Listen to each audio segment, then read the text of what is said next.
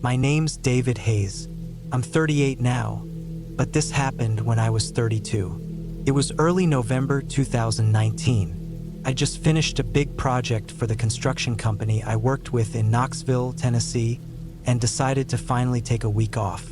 I had bought this small piece of land just over a year earlier, deep in the woods of Morgan County. Almost 5 acres of thick trees, sloping hills, and muddy clearings. The plan had always been to build a small off-grid cabin out there.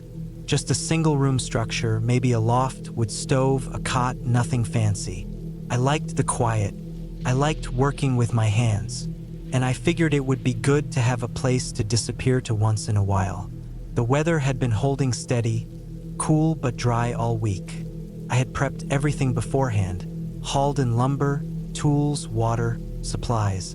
I even leveled out the spot I picked near the back end of the property, where the trees opened up a little and there was a bit of a rise to keep water from pooling. My plan was to camp there for a few days in my truck and build during daylight hours. I parked at the top of the slope and had my tools and materials covered with a big green tarp, weighted down with cinder blocks. That Friday morning, I drove out early, left just after sunrise. The dirt road was washed out in a few spots from rain the week before, and I had to take it slow. I reached the property by around 8:30 a.m. It was quiet, cold, with heavy cloud cover hanging low through the trees. Birds chirped, but it felt muted. I didn't think much of it then. I got to work. The first full day went great. I dug out the post holes by hand, leveled everything again, and by nightfall I had the frame for the foundation set. For concrete footers, pressure-treated beams spanning them. I ate a simple dinner in the truck, canned soup and crackers, and climbed into the back to sleep. I had the rear seats folded down and a pad rolled out. It was cramped, but warm. Around 2 a.m. that night, I woke up to heavy rain slapping the roof. Came down fast, harder than I expected. I checked the weather before leaving, and it hadn't said anything about rain until Sunday. The wind picked up too. Trees outside groaned. I lay there in the dark, staring up at the ceiling of the truck. I thought about how the dirt would soften overnight. I'd have to check the footing again in the morning. Eventually, I drifted off again.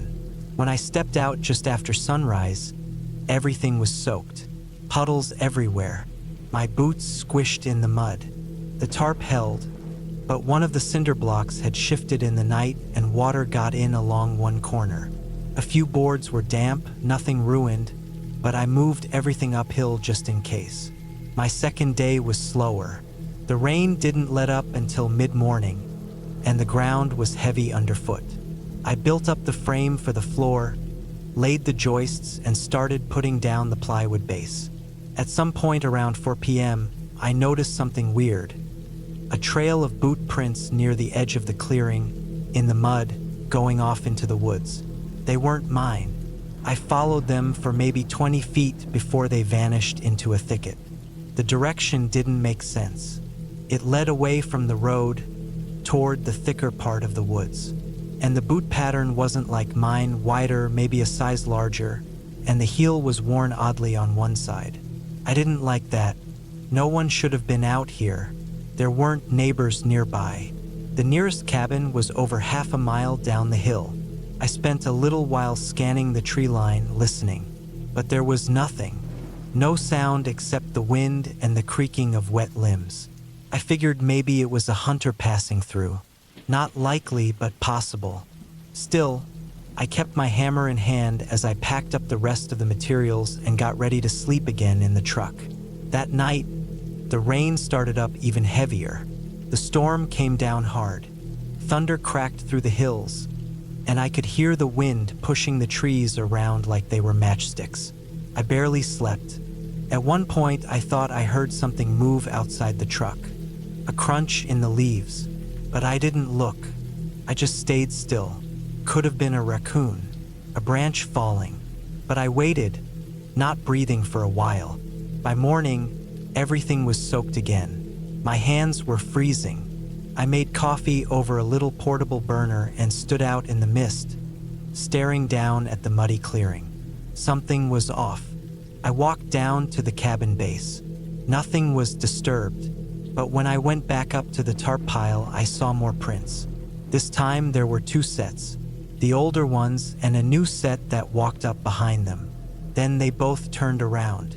It didn't make sense. Someone had been walking around up there in the middle of the night. 2 people, or 1 person twice. I looked at the tire marks too.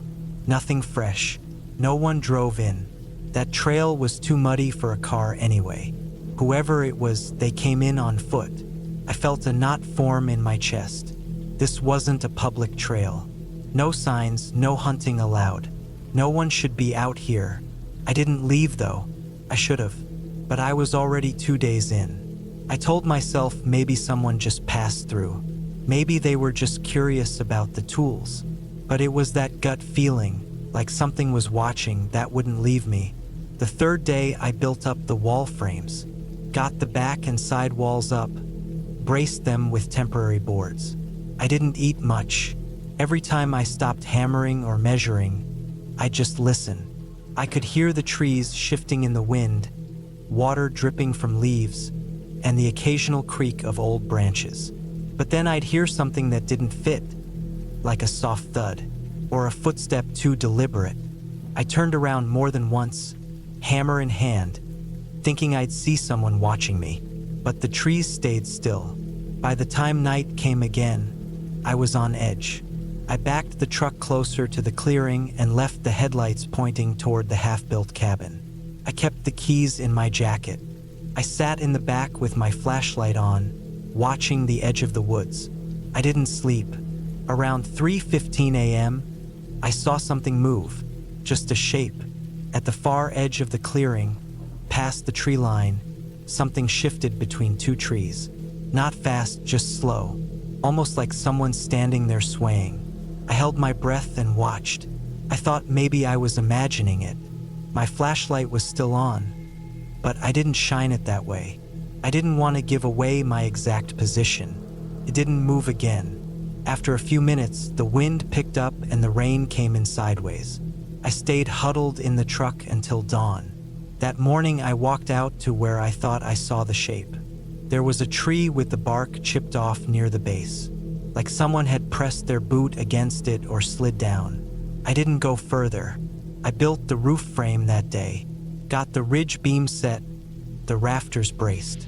I rushed through it, hammered fast, double-checked the angles, moved like I was racing the sun, because I knew I wasn't staying another night. I didn't feel safe. I packed everything else up under the tarp, tied it down, and made sure the inside of the frame was dry, to come back later, with someone else. I slept again in the truck that night, but only barely. I kept waking up every 30 minutes or so. The rain didn't stop. The windows fogged up. I wiped them down, flashlight in hand, eyes scanning the blackness outside. Just after 4 a.m., something tapped the side of the truck. Not hard, just a single soft knock. Then silence. I froze. I didn't even breathe. I waited. 5 seconds. 10. Nothing. Then another knock. On the window this time. Same side. I didn't move. I couldn't even lift the flashlight. My legs were stiff. My stomach felt like ice. Then it stopped. The rain kept falling, and nothing else happened. I stayed like that for hours. When the sun finally started to rise, I opened the door slowly and stepped out. My boots hit the mud hard. I walked the perimeter of the truck. Nothing. No tracks. But the mud was soft. Should have shown something. I didn't pack up. I didn't clean up. I just got in the truck, started it, and drove off. Tires slipped a little down the trail, but I didn't stop. A few days later, I went back with my friend Mark. He's a bigger guy, likes the woods, ex-Marine. We brought rifles just in case. When we got to the clearing, it was quiet again. Cabin frame was untouched, but the tarp had been moved. Not blown by the wind, moved, tucked up along one side, like someone had looked underneath and put it back differently. A few nails were scattered near the edge of the pile. Boards had been shifted too, not stolen, just slightly out of place. We checked the woods for signs. Didn't find much. A couple snapped branches. But the prints were gone, washed away by more rain. We stayed for a few hours, patched up the tarp better, and left before sunset. I haven't been back since. The cabin is probably still standing half-finished. I thought about going back to finish it, even hiring help. But something about that place doesn't sit right with me. Not ghosts, not monsters, just something wrong, something watching, something that knew I was there. And I don't think I was supposed to be. I still think about that knock on the window, in the middle of the night, in the middle of the forest. No lights, no sound after, just that soft tap. Whatever it wasn't a branch. It wasn't wind. It knew I was in there. It wanted me to know it was too, and that's why I'll never go back.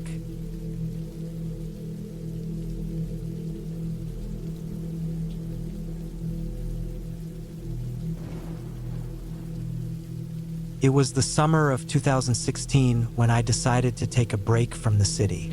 I was 34 then, working long hours in a warehouse just outside of Sheffield. My back was stiff all the time from lifting crates, and my mind was fogged with the same routine every single day. I hadn't taken time off in almost 3 years, and when my boss finally approved my leave, I packed up my small car and drove north, heading for a remote bit of land my uncle once told me about back when I was a teenager. The place wasn't on maps anymore, and there were no real roads leading to it. My uncle had bought the land decades earlier for almost nothing. He said there was an old hunting cabin there that hadn't been touched since the early 70s. It was way up near the edge of a national forest near Dumfries in southern Scotland. Back then, he joked that if anyone wanted to disappear off the face of the earth, that was the place to do it. That always stuck with me. I wasn't planning to disappear, but I was desperate to disconnect for a while. No internet, no phone, just quiet woods, a roof over my head, and enough food and water to last a couple of weeks. I had no intentions of hiking or exploring. I just wanted to sit still, breathe in the pine air, and let my brain rest. I got the location from an old notebook my uncle left behind after he passed. Coordinates, a rough sketch of the forest roads, and a few warnings in red ink. Most of them about how easy it was to get lost if you strayed too far from the path. I drove for almost 6 hours before reaching the nearest small village, then another 2 crawling through muddy back roads. The forest around me grew thicker, more tangled, and the road itself was barely a road after a while. More like 2 tire grooves filled with rocks and old leaves. Eventually, the car couldn't go any farther. I left it on a patch of gravel that looked like it had once been a turnaround and continued on foot, hauling a big rucksack filled with dried food, water jugs, a flashlight, a few tools, a camping stove, and a pistol I'd bought a few years back and never used. I wasn't expecting trouble, but I figured it was better to be safe. Besides, wild boar had been spotted in these areas in recent years.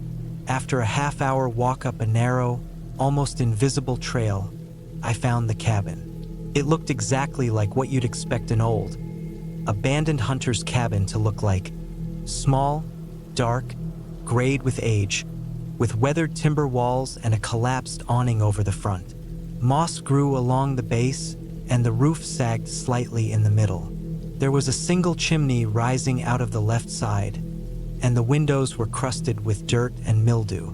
The front door had a rusty padlock on it, but someone had tried to break it at some point. The hasp was twisted, and the wood beneath was splintered. That made me stop. I looked around. The forest was dead quiet. No wind, no birds, no movement. I felt something shift in my stomach, like a warning, but I told myself it was probably some old attempt by vandals or hikers, maybe kids. The place had been empty for decades. Still, the lock didn't matter. I pulled it off easily. It was already hanging loose. I pushed open the door and stepped inside. The cabin smelled like wet wood and stale air. Inside, there was a small main room with a stone fireplace, a single bed frame without a mattress, and a busted wooden table with one leg shorter than the rest. A stack of chopped logs sat against the far wall, half rotted through. A trapdoor in the corner led to what I guessed was a root cellar or crawl space. I checked the place thoroughly. No signs of squatters, no food wrappers, No sleeping bags. just layers of dust and old, dead insects in the corners. I opened the windows one by one to let the place air out, then laid down my sleeping mat and unrolled my gear. That first night, I lit a fire in the hearth using some of the dry wood I brought. I heated a can of stew and sat there listening to the flames pop while the trees outside swayed slowly. I felt calmer than I had in months, but something kept bothering me, the padlock. Why would someone try to break into a place like this? I didn't sleep well that night, not because of fear exactly, but because of the strange silence. You'd expect to hear owls or small animals at least, but the woods outside were still as stone. Every time I shut my eyes, I'd wake up again a few minutes later thinking I heard something. A rustle, a creak, a light thump. Around 3 a.m., I sat up suddenly, heart racing, but I couldn't tell why. I got up, checked the door, still locked. Windows closed. Fire dying down. Nothing out of place.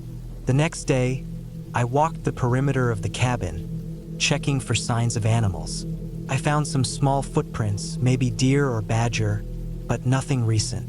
I followed a faint trail about 100 meters out, and that's when I noticed something strange. A dead bird. A crow, lying stiff on its side.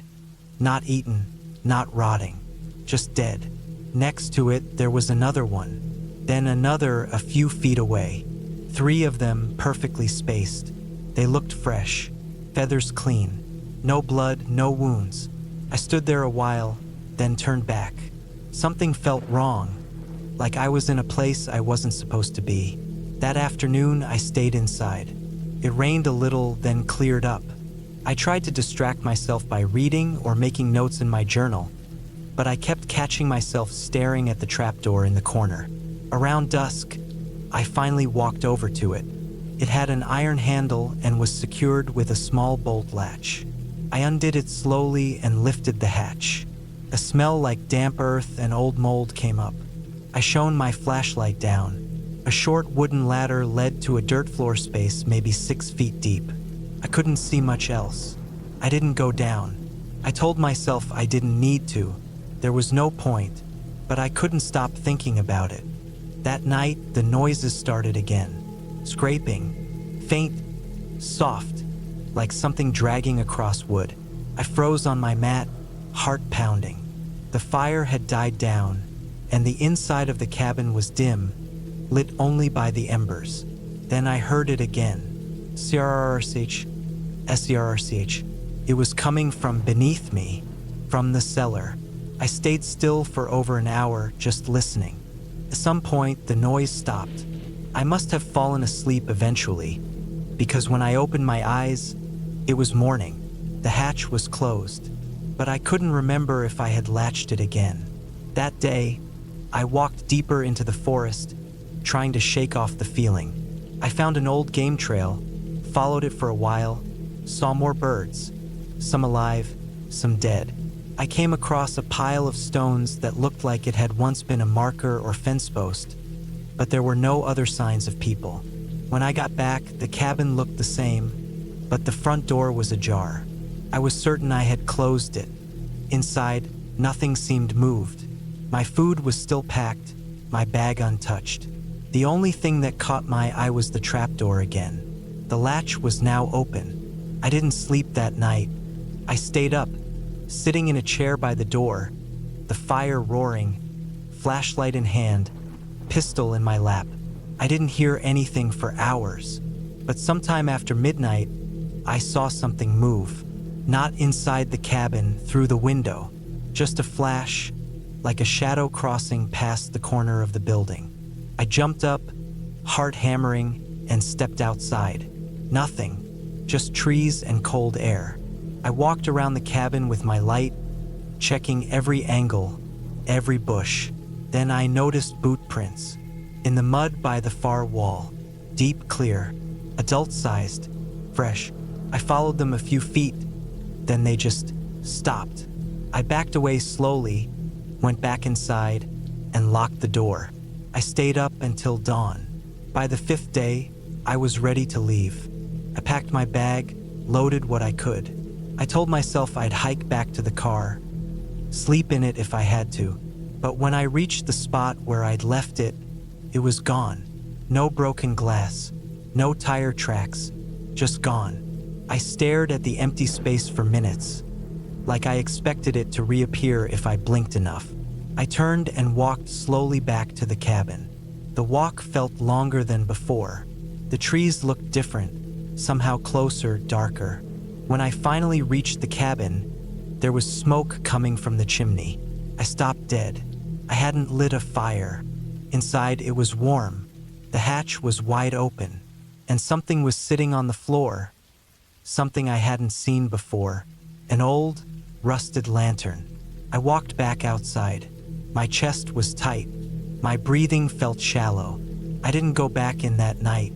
I sat behind the cabin, leaning against the back wall, pistol in hand, waiting for morning. I barely slept. The next day, I started hiking in the opposite direction, away from where the car had been. I thought maybe I'd reach a road or ranger station. I didn't care about my gear anymore. I just wanted to leave. I walked for hours. No sign of any roads. I camped under a tree that night, shivering, barely able to rest. On the 7th day, I found a logging road. An old truck came by around noon. I waved it down. The driver was an older man who didn't say much. I just told him I'd gotten lost. He dropped me at a service station 2 hours away. I didn't report the cabin. I didn't mention the noises or the trapdoor or the missing car.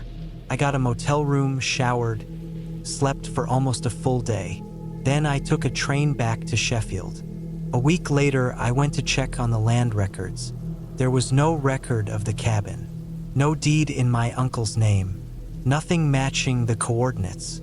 Like it never existed. I never went back, and I still don't know what was in that cellar or who had been there before me. But sometimes, late at night when I'm drifting off to sleep, I hear that sound again. Scrrrch, like something waiting just beneath the floor.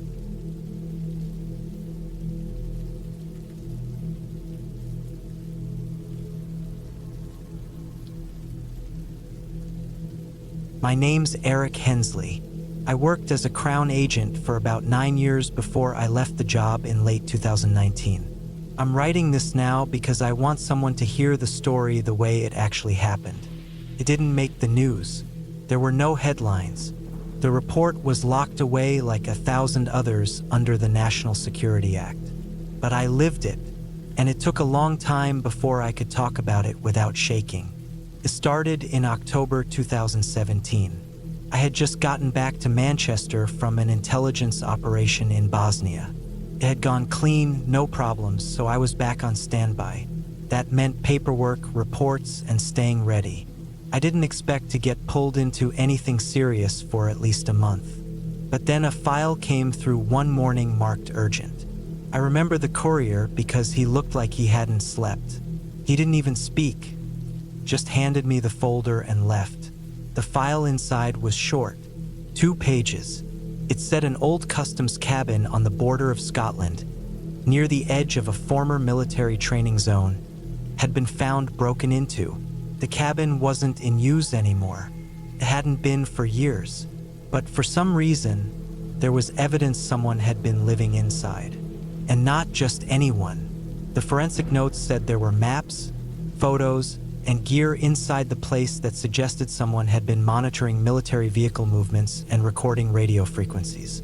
That's the sort of thing that gets flagged quickly. Whoever it was had left in a hurry. The cabin had been found unlocked, half-burned paper in the stove, boots still wet near the back door. I was being sent to investigate. There were no backup agents, no mobile unit, just me. I flew from Manchester to Edinburgh the same night and drove the rest of the way to the cabin in an unmarked SUV. They told me not to bring any local support. No contact with the police. No uniformed presence. I was to stay in the cabin for 72 hours and report everything I found. It was already raining when I turned off the main road and followed a rough dirt path deep into the forested hills. The track was muddy, overgrown, and hadn't been used in months, maybe years. My tires slipped more than once, but I kept going. After a good 40 minutes of winding through trees and rocky gullies, I came around a bend and saw it. The cabin. It sat low, hunched under a canopy of pine, with a rusted chimney and two small windows facing the path. There were old power lines running down the hill, but they'd long been dead. The area was so remote that I didn't even have phone signal most of the time. I was completely alone. I stepped out of the SUV, grabbed my rucksack and gear, and walked across the gravel lot to the front door. The cabin looked solid, but it had clearly aged hard. The roof sagged in the middle. One shutter was hanging loose. Moss had taken over the bottom edge of the siding. I unlocked the door with the passcode they gave me, then stepped inside. The smell hit me first. Old wood, stale dust, damp clothes. It was freezing. I clicked on the battery-powered lantern from my bag and looked around. The cabin had one main room with a stone fireplace, a small table, and two bunks pushed against opposite walls. A narrow kitchen ran along the left side, and a back room led to what used to be an office. A generator sat boxed near the back porch, but I didn't plan to use it unless I had to. I set up my sleeping bag on the top bunk, placed my files and recording equipment on the table, and went over the checklist again. I was to photograph everything, log each detail, and sweep the perimeter twice a day. The first night was quiet. I read through old cabin logs from the 90s, checked the drawers, and noted strange marks on the back wall near the desk, like someone had nailed things up then ripped them down. There were also scratches on the floor near the pantry, like heavy gear had been dragged over it recently. I barely slept. The wind howled through the cracks in the roof, and branches tapped the window all night like fingers. In the morning, I geared up and walked the outer perimeter of the cabin site. The forest felt tight, like it leaned in too close. About 20 yards from the back of the cabin, I found something that made my stomach drop. There were 6 small holes in the soil, spaced evenly in a straight line, covered with fresh branches. I pulled them back and found thin wires running under the dirt. They weren't active, no power, but someone had clearly rigged a trip system. It wasn't military issue, more like something built from scavenged electronics. I followed the wire about 15 meters to the base of a tree. At the base, half hidden under wet leaves, was a waterproof case. I opened it. Inside was a handheld radio, a folded map with lines marked in red, and a piece of paper covered in timestamps. I didn't understand most of it, but the red lines crossed areas near old British Army training sites. The timestamps matched times of vehicle movement reports from mod convoys. Whoever had made this knew their schedules. I brought everything back to the cabin and stored it inside my sealed case. That night, I sat at the table, staring at the items, trying to figure out the logic. Why watch abandoned convoys? Why live in a cabin with no power, no heat, for weeks? Who would risk that? It didn't make sense. By the second night, things started to get worse. At around 2:30 a.m., I woke up to the sound of metal scraping. I sat up fast. It was right outside. I killed the lantern and looked out the front window. There was nothing at first, just darkness and trees moving with the wind. But then I saw it. A shape, low, fast, moving from the tree line toward the generator box behind the cabin. It was human for sure, but they moved like they knew the ground well. No hesitation, no light. I didn't move. I watched. The figure crouched near the generator for about 30 seconds, then moved along the back wall and disappeared from sight. I waited. Nothing else happened. After another 5 minutes, I quietly slipped on my boots, grabbed my torch, and went out the front with my sidearm drawn. I circled around to the back. There was no one there, but the generator box had been opened. Inside, the wires had been clipped. They knew I was here. They didn't want me using power. I spent the rest of the night sitting in the dark with my back to the wall, listening. In the morning, I did a full sweep again. This time, I found cigarette butts near the East Ridge. They weren't old. The filters were still white. Someone had been watching the cabin for a while. And the worst part? They knew I was alone. Day 3, I found the trapdoor. It was under the pantry shelves, covered in old flour bags and crates. I only found it because I knocked something over and heard the hollow sound underneath. It was small, square, and had a metal latch. No lock. I opened it and saw a narrow set of stairs leading down into the dark. The smell that came out was worse than anything yet. Mold, wet rot, and something else. Something chemical. I went down with my torch. The space below wasn't big. Maybe 10 by 10 feet. Low ceiling. But what I saw down there made my skin go cold. There were surveillance photos pinned to the wall. Some of military trucks, others of people entering buildings in civilian clothes. Most of the faces had been scratched out with pen. There were also jars, glass jars. Each one held bits of wires, SIM cards, even small bones. Human, maybe, maybe not. In one corner was a suitcase. I opened it and found a stash of passports. All different nationalities. All fake. All with different names and faces, but the same man. He had changed his hair in every picture, but I could tell by the eyes. Cold, flat, and then I heard it. Footsteps above me, slow, deliberate, inside the cabin. I froze. Whoever it was had come in quiet. I killed the torch and stood there in the dark. My heart was pounding so hard I felt it in my teeth. I heard the footsteps move to the back room, then toward the pantry. I knew if they opened the trapdoor, it'd be over. I reached for my sidearm, aimed at the ceiling, and waited. But the footsteps stopped, and then they left. I heard the door creak open, then close again. I waited 20 full minutes before climbing out. I checked the cabin. Nothing was missing, but the table had been moved. My equipment bag had been unzipped. They knew what I was doing. That night, I called for extraction using the satellite line built into the vehicle radio. They told me to sit tight and stay hidden. Someone would be there at dawn. I didn't sleep. Around 4 a.m., just before first light, I saw movement again. This time, 3 figures. They came from the woods and stood at the edge of the clearing. They didn't come forward. They just watched. I kept my weapon on the door and waited. Sunrise was the longest hour of my life. When the black SUV came down the track at 6:12 a.m., I nearly collapsed. I got in and didn't look back. Later, I heard through unofficial channels that the area was marked for cleanup. The cabin was burned. The hill was reseeded. Nothing remained. As for the photos, the maps, the man with the fake passports, no one told me what they found out. They never do. I quit 6 months later. Not because of fear exactly. More because I realized something: we don't always find the bad ones.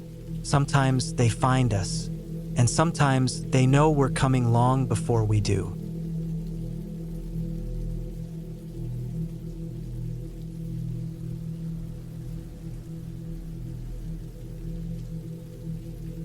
I was 37 the fall I decided to spend a week alone up at a small hunting cabin near the edge of Crooked Hollow Ridge, up in northern Idaho. It was early November, just cold enough to see your breath in the mornings, but not deep into snow season yet. The leaves had already turned and fallen in heaps across the trails. I had gone up there before a few times, always during deer season, but this trip was different. I'd be alone, and the property had changed hands after the old owner, a friend of my late uncle, passed away. I managed to rent the place for cheap through a contact who told me the new owner hadn't even been up there yet. Apparently, he lived in Oregon and didn't have time for hunting. He just inherited the land and cabin, which sat unused for years by then. I loaded up my old Chevy truck with everything I'd need: a bolt-action Remington .270, my scoped Winchester for longer range, 3 coolers for meat, propane, dry food, coffee, batteries, a lantern, and a hand crank radio. No cell service up there, of course. I didn't mind. That was part of the reason I went. Peace and quiet. I reached the trailhead around 2 p.m. The road up to the cabin wasn't drivable anymore. It had washed out in a few spots and was choked with fallen limbs. So I parked where the Forest Service gate was, locked up, and started the mile-long hike in. It was silent except for the crunch of leaves under my boots and the occasional flapping of a bird's wings from high branches. There were no other tracks on the trail, no boot prints, no tire tracks, nothing. Just dead leaves and patches of frozen mud. The cabin sat in a small clearing surrounded by tall pines and bare birches. It was old but solid. 1 room with stove, metal roof. A narrow porch with a bench and a few rusted tools leaned against the side. I dropped my pack and walked the perimeter, just out of habit. I didn't see anything unusual, just some claw marks on a tree about 6 feet up. Bear or maybe cougar. Keep an eye out. Inside, the air was dry and cold. Dust covered everything. I opened the 2 small windows and swept out the leaves and dead insects. The bed was still usable, a single mattress on a wooden frame. I set up my gear, got the stove going, and boiled some coffee. By sundown, I was sitting on the porch with my rifle across my lap, listening to the forest go quiet. The temperature dropped fast, and I could smell the frost settling in. I had a fire crackling by then, and I stood next to it, warming my hands. The first night passed without anything strange. I heard some coyotes yipping in the early morning, but that was expected. I made breakfast, geared up, and headed out just after sunrise to start tracking. The first 2 days I hunted without much success. I saw signs, droppings, broken branches, hoof prints, but no clean shots. I moved east past a dry creek bed on the 3rd day and saw a decent-sized buck about 200 yards out, but he was already trotting into thick cover before I could raise the rifle. The strange stuff started that evening. When I got back to the cabin, I noticed something odd. The stack of kindling I'd left next to the door was scattered. At first, I thought maybe the wind kicked up, but there was no wind that day. I had stacked it neatly, and now it was spread in a half circle, like someone had kicked it apart. I looked around again, slower this time. No tracks, no claw marks on the door. The handle hadn't been touched. I checked the windows, still latched, but the pile had definitely been moved. That night, I locked the door from inside and set my rifle against the wall next to the bed. I didn't sleep great. I kept waking up, sure I had heard something out near the porch, but every time I got up and opened the curtain, I saw only the shadows of trees swaying in the dark. The next morning, I went a bit farther up the ridge, where the trees opened up into long rolling terrain. I followed some tracks for maybe 2 miles before losing them over some rocky ground. Around noon, I heard movement behind me. I stopped and knelt slowly, thinking maybe it was a deer circling behind, but nothing appeared. Then I saw it, not an animal, but a shape probably 50 yards off between the trunks. It wasn't wearing orange, so I figured it wasn't a hunter. Too tall and stiff to be a bear. I stood and stared for a long minute. The shape didn't move. I squinted, trying to pick out details, but the trees distorted everything. I turned my rifle in that direction, not aiming, just watching. Then it was gone. 1 second it was there, next it wasn't. I waited another 5 minutes before slowly backing away. I didn't hunt the rest of that day. I came back early, still turning around every few steps, sure someone was tailing me. I made it to the cabin just after 3 p.m., sweating despite the cold. The cabin was untouched, but now I was paranoid. I moved my cot against the wall farthest from the windows and kept my gun loaded.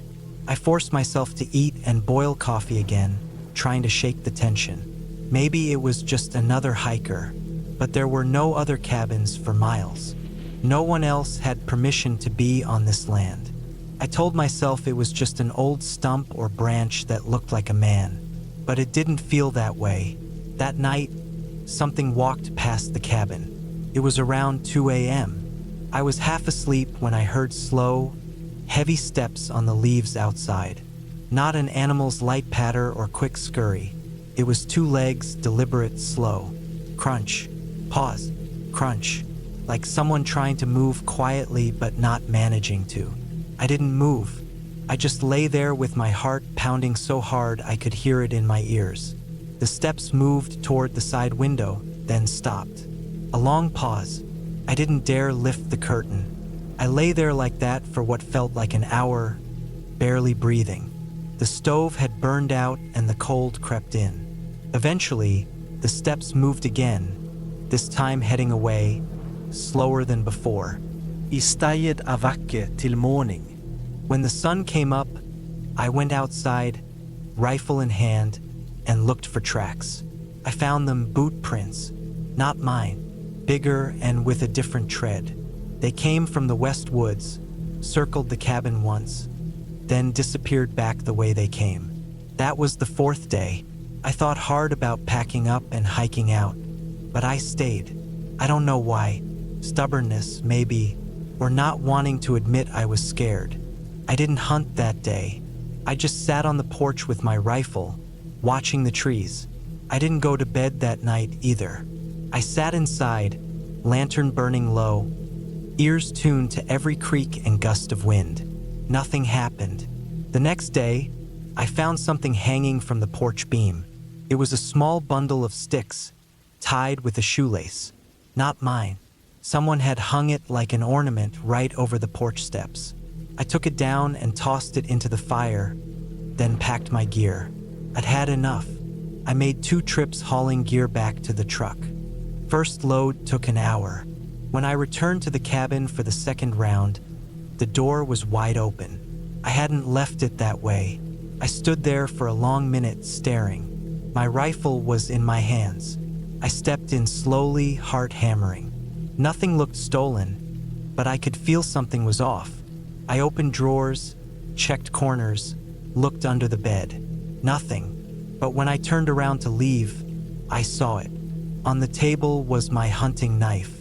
I hadn't put it there. I had it packed in the cooler box. Now it was out, blade up, sitting in the center of the table like it was placed on purpose. I backed out slowly, eyes scanning every shadow. I didn't take my eyes off the woods until I got the second load to the truck and locked the doors. On the drive back down the mountain, I kept checking the mirror. I didn't see anyone, but I knew someone had been out there, maybe watching me the whole time. Whoever it was, they never tried to speak, never made themselves known. They just watched, moved my things, circled the cabin, left signs, always just out of reach. When I got back to town, I called the man who rented me the place. I told him what happened. He didn't seem surprised. He just said the last few people who used the cabin never came back. Said they always cut their trips short.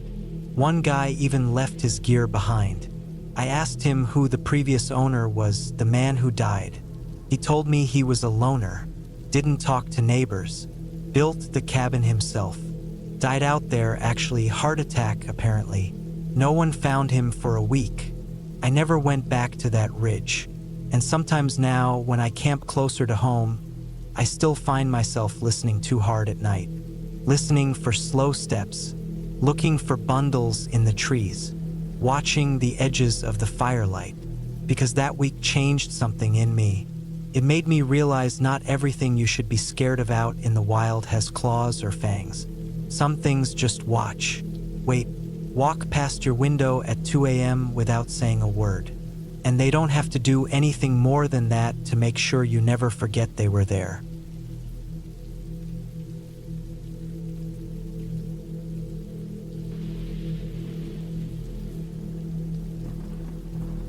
It was 2019 when I took a break from work.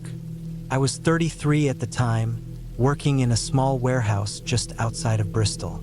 Things had been piling up mentally, deadlines, management changes, and just the general pressure of waking up every day to the same pattern. I didn't have a family of my own. My parents had both passed away, and my sister had moved abroad years ago. So when I got the chance to take a few weeks off, I decided to finally do something I hadn't done in years. Go somewhere quiet, isolated, and just be alone with nature. A friend of mine, Gavin, had a contact who owned a small old hunting cabin in Wales, about 30 miles northwest of Brecon. It wasn't listed anywhere publicly. Apparently it used to belong to a forestry worker, but it was abandoned for years and later fixed up just enough to be livable. No electricity, no running water, but it had a roof, a wood stove, and a bed. That was all I needed. I packed light, just clothes, some books, a camping stove, and non-perishable food. I took my old hatchback and drove out early on a Wednesday morning. The roads narrowed as I got deeper into the countryside. The last 5 miles were little more than overgrown dirt tracks lined with thick trees, and it had rained the day before, so everything smelled wet and earthy. The cabin was tucked down a slope near a slow-moving stream, hidden from the road by dense patches of pine and elder. It was quiet in a way I hadn't felt in years. Not a peaceful kind of quiet, more like a deep stillness, like the place had been untouched for a long time. I parked up on a patch of grass, hauled my bags down the short footpath, and opened the heavy wooden door. The inside was as simple as Gavin had described. One room with a narrow cot, a table, an iron stove, and shelves made of old wooden planks. A few spiders in the corners. A faint smell of mildew, but not overwhelming. I spent the first few hours sweeping the floor, airing out the place, and checking the windows. They were all intact, though the glass was warped and old. The shutters on the outside were stiff from not being used. I kept them open.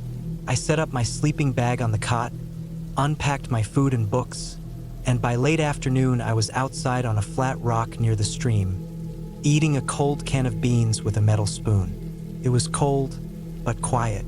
The kind of quiet that makes you aware of every little sound.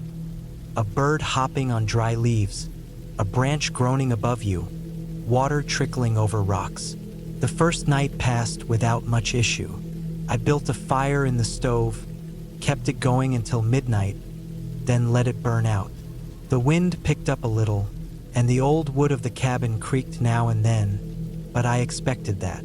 I didn't sleep well, but that was just me adjusting. The second day, I went for a long walk up a trail behind the cabin.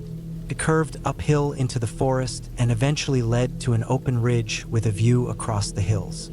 From there, I could see the valley and the faint shape of an old stone wall far below. Probably farmland once. There were no houses in sight, no cars, no sounds of people. That afternoon, when I came back to the cabin, I noticed something strange. The rocks near the stream had been moved. I had left my tin cup and a plate next to them, and those were still there, but the small stack of stones I had built for fun earlier, just a little pile like kids make, was gone, scattered. At first I figured an animal had knocked them over, but they weren't knocked over randomly. They were placed in a rough line, stretching along the edge of the water. Neatly, deliberate. I stood staring at them for a while, then just shrugged it off. Maybe they fell and rolled. Maybe I had placed them poorly to begin with. That night I went to bed early. It rained. Not a storm, just a light cold rain that hit the roof steadily for hours. I listened to it and tried to read by lantern light. The pages of my book fluttered as the wind came through a crack in the window frame. Around 2 a.m., I woke up to a noise. It was faint, like something dragging. I sat up and stayed still. It wasn't inside. It sounded like it came from down near the stream, like a soft dragging through wet leaves. I waited. No footsteps, no voices, just that low scrape, then silence. I lay back down and kept the lantern on. The next morning, I went outside and found what looked like a trail, a drag mark through the wet leaves and soil, running along the stream. It was narrow, maybe a foot wide, and curved toward the trees. I walked the path slowly, about 20 yards, until it faded out near a slope. I looked around. Nothing. No bags, no tools, no signs of anything human. By now, I was starting to feel on edge. It was still early in my trip, and I didn't want to jump to conclusions. But I couldn't shake the feeling that someone had been close, watching. That afternoon, I walked farther upriver, just exploring, trying to calm my nerves. About half a mile away, I found the ruins of a stone house. Or maybe it was a sheep shelter once. The walls were low, roof long gone, moss everywhere.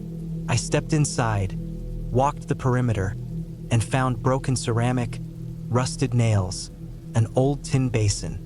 Nothing useful, but it gave me the sense that people had lived out here once, a long time ago. When I got back to the cabin, the shutters on one of the back windows were closed.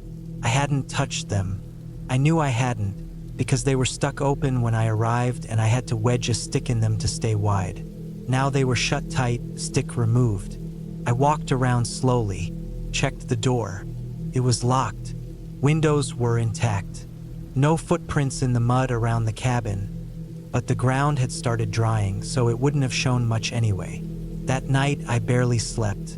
I kept the stove burning and I kept my flashlight in hand. Every few hours, I got up and looked out the windows. I saw nothing, just trees, mist, and moonlight. On the fourth day, something changed. I woke up and saw her. She was standing across the stream, just beyond the treeline. I had opened the window to let fresh air in, and through the gap I saw her, a woman wearing a long dark coat, grayish hair tied back, standing still, arms at her sides, not moving. She wasn't close, maybe 50 or 60 feet, but I could see her face enough to notice something wasn't right. She looked blank. Her face was pale, not frightened, not angry, just empty. I froze at the window. I didn't want her to know I'd seen her. I ducked down and watched through the gap in the bottom of the sill. She didn't move. I waited. 5 minutes passed, then 10. When I looked again, she was gone. I went outside, looked across the stream. Nothing. No footprints on that side. No sign of her in the woods. I stayed near the cabin for the rest of the day. Every sound made me jump. A branch cracking, a bird flying off, even the wind through the trees. I kept the stove burning, kept the door locked, and didn't eat much. Just sat on the cot and stared at the door. That night it rained again, harder this time. The roof leaked in one corner, and I put a metal bowl under it to catch the drip. I tried reading, but my mind couldn't focus. I kept thinking of her face. At around midnight, I heard tapping. Soft, slow tapping on the window. Not the door, not the roof. The side window near the cot. I held my breath. Tapped again. Once, then again. 3 times total. Then silence. I waited. I don't know how long I stayed still. Maybe an hour. Eventually, I built up the courage to peek. I lifted the corner of the curtain with my hand. Nothing. But on the glass, right where the tapping came from, were 3 smudges. Fingerprints. They weren't there before. In the morning, I packed my things. I was supposed to stay for another 4 days, but I had enough. Couldn't eat. Couldn't sleep. I felt watched every second. I loaded up my car, locked the cabin, and started driving back down the narrow path. I didn't tell anyone about the woman right away. I just told Gavin that I left early because of bad weather. He didn't ask many questions. A week later, still thinking about it, I looked up old maps of the area. I found a record of the land. The cabin was built near what used to be a small farm in the 1920s. The land was sold in the 1950s, and most of the structures were abandoned or collapsed by the 70s. But in one of the older reports, I found a note. It mentioned a woman, Margaret Hensley, who lived alone in that valley after her husband died. She was known for being reclusive. Some people thought she was odd. She was last seen walking alone near the stream in 1968. Disappeared. Never found. That night by the stream, the way she stood, her coat, her gray hair, it fit the old photo I saw in the archive. But I don't believe in ghosts, so I kept digging. 3 months later, I got a call from Gavin. He sounded disturbed. Said the person who owned the cabin went out to inspect it after I left. They found signs that someone had been staying out there. A tarp shelter across the stream.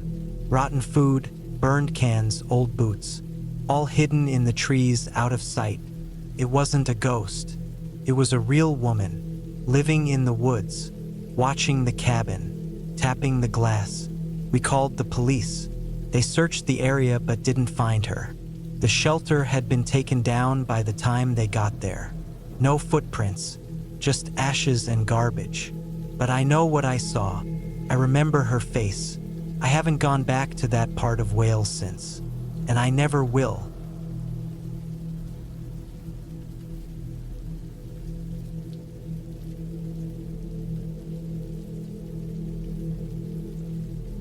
It was the spring of 2016 when I got the call about the cabin. I was 28 years old, living in a small apartment in Lubbock, Texas, working maintenance at a local high school.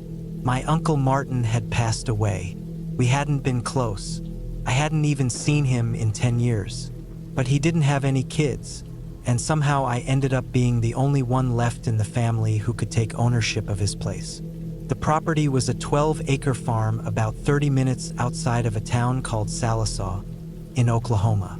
It came with a small cabin, a rusty red barn, an overgrown chicken coop, and a bunch of fields that hadn't been used in what looked like decades.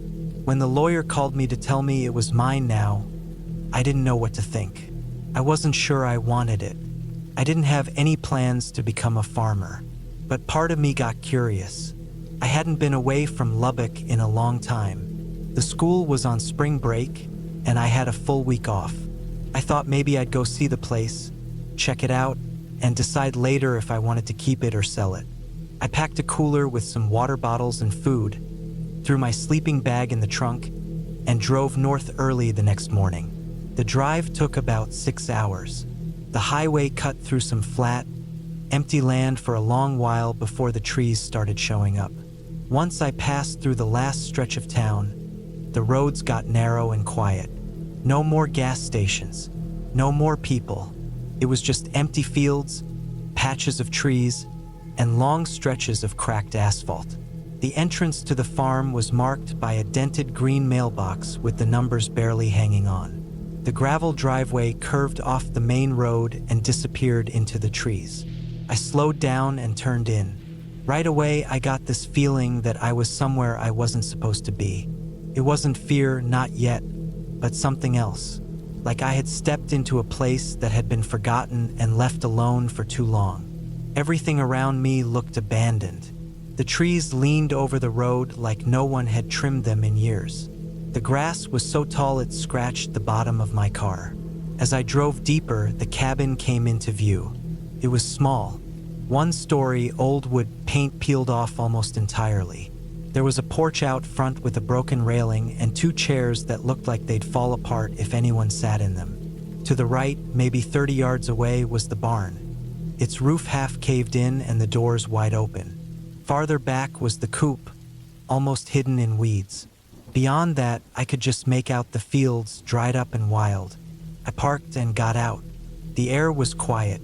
No wind. No birds. Just the sound of my footsteps on gravel. I went up to the cabin. The door creaked open when I touched it. Inside, the air was thick and warm, and it smelled like dust, old wood, and something sour I couldn't place. I stepped in, letting the light from outside spill across the room. The inside was just one big open space. A small kitchen area to the left, a bed along the far wall, and a table in the middle with 2 chairs. One window over the sink and another behind the bed. Everything was covered in dust. There was a rug in the center of the floor, but it was so faded I couldn't even tell what color it used to be. I left the door open and started unpacking my stuff. I didn't bring much, just my cooler, a duffel with clothes, and my sleeping bag. I spread it out on the bed and sat down. The mattress creaked under me, and I leaned back, listening. Still nothing. No birds. No bugs. No wind. I didn't realize how strange that was until I sat there for a while. The first night was quiet. I cooked some canned chili on my camp stove outside and watched the sun go down over the trees. The sky turned orange and purple, and the fields behind the cabin glowed gold for a minute before the dark took over. When I went back inside and turned on the flashlight, I started noticing little things that didn't sit right. There were scratch marks on the inside of the door frame, like something had clawed at it from the inside. I saw deep scuffs in the floor near the bed, like furniture had been dragged hard across it again and again. The window behind the bed had a jagged crack, but it was clean. No dust on the edges, like it had happened recently. I tried not to think about it. I climbed into my sleeping bag and turned the flashlight off. The silence outside was total, not even the sound of leaves moving. I slept light that night. I woke up around 3 a.m. to a sharp noise, metal banging. I shot upright. For a second, I thought I had imagined it. Then it came again, a deep, hollow metallic bang, like something hitting a sheet of steel. I got up and grabbed my flashlight. The sound had come from outside. I opened the cabin door and stepped onto the porch. I pointed the beam toward the barn. Nothing moved, but I saw that one of the barn doors was swinging slightly, creaking softly. Maybe the wind, but the trees weren't moving. I stood there a while, waiting. Nothing else happened. I went back inside and kept the light on the rest of the night. The next morning, I walked to the barn. The door was still swinging. I stepped inside. The place was full of old farm junk. Rusted tools, a broken wheelbarrow, some boxes. Dust covered everything. But on the floor, in the dirt, I saw something strange. Fresh footprints, bare feet. They led from the entrance to the back wall, then disappeared. I followed them, but there was nothing there. Just a wall of cracked wood and old nails. I left the barn and walked around to the coop. The wire fencing had collapsed, and the inside was full of leaves and animal droppings. No signs of chickens. Probably hadn't been used in years. Still, I kept feeling like something had been here recently. Too recently. I decided I'd stay one more night, then head back. That second night, everything felt heavier. I didn't cook outside. I ate a cold can of soup and locked the cabin door. I shoved a chair under the doorknob and stacked my cooler in front of it. I don't know why, just felt like I should. I turned off the light and lay in my sleeping bag. Couldn't sleep. Every sound made me freeze. The cabin popped and creaked like it was settling, but it sounded different this time, like something was moving in the walls. Then I heard it again, the metal bang. This time it was closer. It didn't come from the barn. It came from the side of the cabin. I sat up, heart racing. I didn't move for a long time, just listened. Then came the footsteps, slow, deliberate, crunching the gravel outside the cabin, moving along the sidewall. I could hear them circling the cabin. My hands started shaking. I picked up the flashlight but didn't turn it on. The footsteps stopped at the back wall. Then I heard the soft sound of fingers tapping on the window behind the bed. I didn't move. I didn't breathe. I just stared at the ceiling, waiting. The tapping continued. Light, careful, like whoever or whatever was outside knew exactly where I was. After a while, it stopped. The footsteps moved again, away from the cabin. I waited another hour before I dared to turn on the flashlight. I didn't sleep. As soon as the sky started to brighten, I packed my stuff. I stepped outside and looked around. Nothing there. No prints. No sign that anyone had come near the cabin. I walked to the barn again. The footprints in the dirt were gone, smoothed out like someone had come and erased them. That was it for me. I left. I drove back to Lubbock without stopping. When I got home, I couldn't shake the feeling. Something had been there. Someone had been watching me, waiting. I didn't go back to that cabin for almost a year. Couldn't. I tried to forget about it, tried to move on, but I kept thinking about the prints in the barn, the tapping on the window, the way the woods were so quiet, like everything was holding its breath. Then, in February the next year, I got a letter from the Sallisaw Sheriff's Office. It was short. They were investigating an incident involving an old man who had been living off the grid in a network of abandoned farm properties. One of those properties matched my uncle's address. They found signs of someone living in the barn. Food wrappers, a mattress, old clothes. They believed he had been squatting there for years. Said he had mental issues.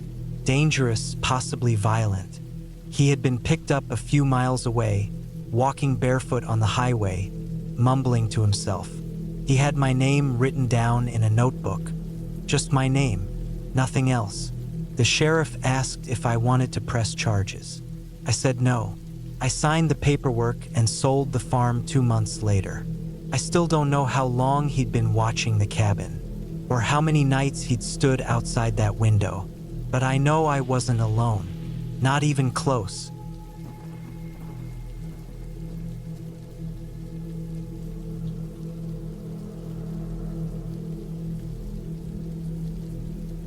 It was 2018, late September. I was 32 years old and going through a strange patch in life.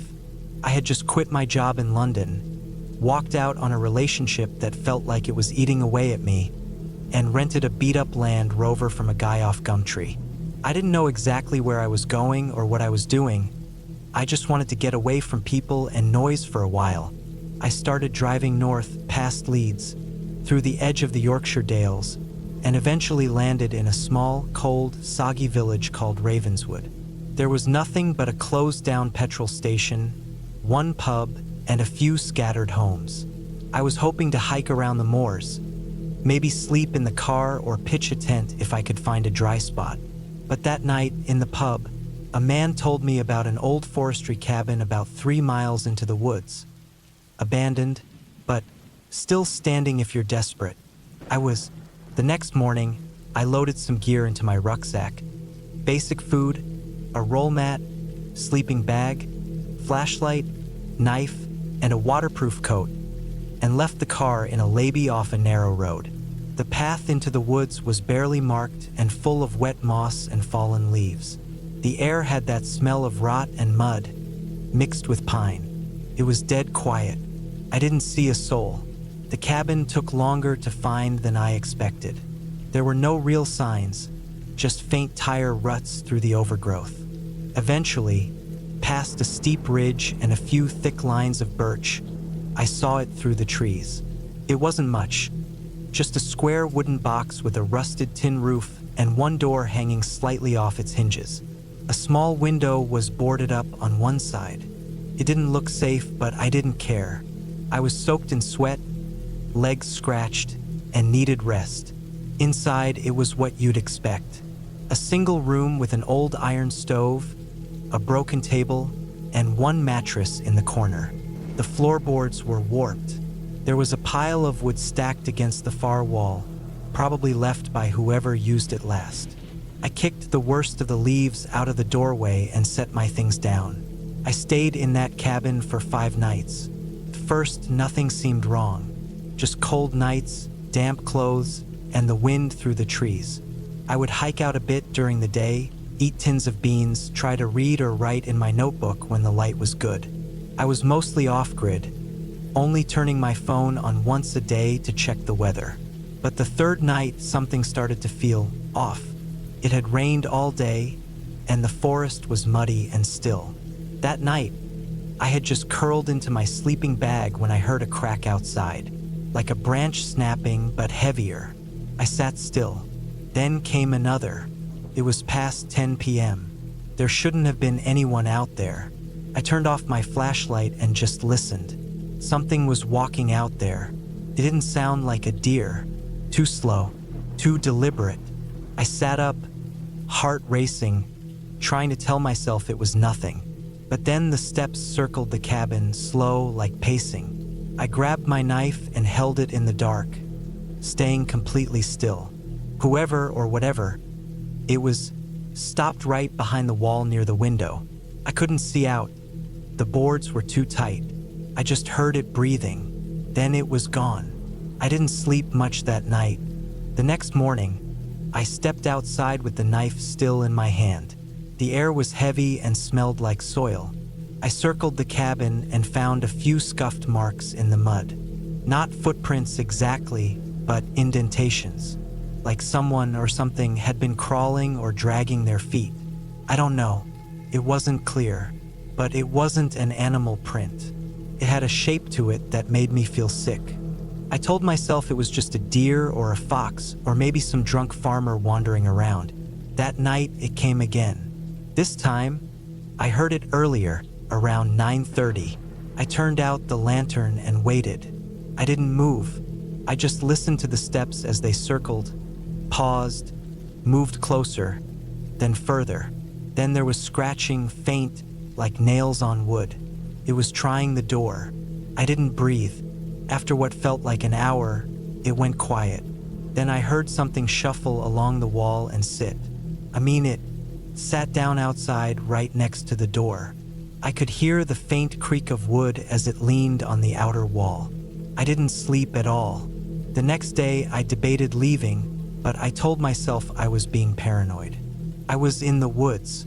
These sounds happen. Maybe I was just cracking up from isolation. But my gut didn't believe that. On the 5th night, everything changed. I had kept a small pile of dry wood inside the cabin to light the stove. Around 8 p.m., I started a fire and warmed up a can of soup. I sat against the wall, reading a weathered paperback, trying to pretend I was anywhere else. But then something hit the window. Not a knock, a full hard slam. I dropped the can and jumped to my feet. Then I heard something outside make a sound. It was like breathing, but it was forced, like someone pretending to breathe, loud and fake. It moved to the door and stood there. Then I heard a voice. Not words, just a sound, a garbled, muffled copy of a human voice. Like someone who had heard humans speak but didn't understand it. It was just repeating tone, like someone mocking speech. But here's the thing, I was alone. I hadn't said a word since I arrived. So what was it imitating? I stood frozen. The fire cracked behind me. I held my knife like it could actually do something. I wanted to shout but couldn't. I just stood there, sweating in the cold. Then came the scratching. Not the kind of scratching you hear from rats or cats. This was long, slow, deliberate, like someone dragging a stick across the door. And it didn't stop, kept going for minutes. Then it went quiet. I didn't hear anything again until morning. When I stepped outside after sunrise, my heart nearly dropped. The front of the cabin was covered in marks, long scratches, some low to the ground, some higher up, like at shoulder height for a person. And then I saw something that still makes my stomach turn. A pile of stones, just 10 or 12, stacked neatly right outside the doorway. Each one small, flat, and damp. They hadn't been there the night before. I would have stepped on them. They were placed there while I was inside. Something had made them. I snapped. I packed up, left most of the extra gear behind, and started walking back toward the road. I didn't care about the hike. I didn't care about my phone or the food left in the bag. I just wanted to get out. I didn't make it to the road before I started hearing it behind me again. Slow crunches on the wet leaves. I didn't turn around. I walked faster. Then I heard it move off the trail into the trees, pacing me. I broke into a full run. Branches slapped me in the face. Thorns tore through my jeans, but I didn't care. I ran until I saw the glint of the road through the trees. I didn't stop until I was back at the car. I drove for 5 straight hours that day, only pulling over once I saw streetlights and a gas station. I slept in the car in a car park behind a Tesco that night. I didn't care how uncomfortable it was. I needed people around me. I needed noise, movement, life. I never went back to Ravenswood. I don't know what was in those woods, but I don't think it was an animal. I don't think it was a ghost either. I think it was a person, a real living person, but not a normal one. I started researching later things about feral people, isolated communities, strange behavior out in rural England. You wouldn't believe how much of that stuff never makes the news. People that vanish in national parks. Stories from hikers about mimicking voices or something crawling around their tent. It's real. I believe it now. Some say the old stories of skinwalkers come from real people who lost their minds in the wilderness. People who lived alone too long, started copying animals, lost the sense of who they were. That's what I think it was. It wasn't a monster. It was someone who stopped being human a long time ago.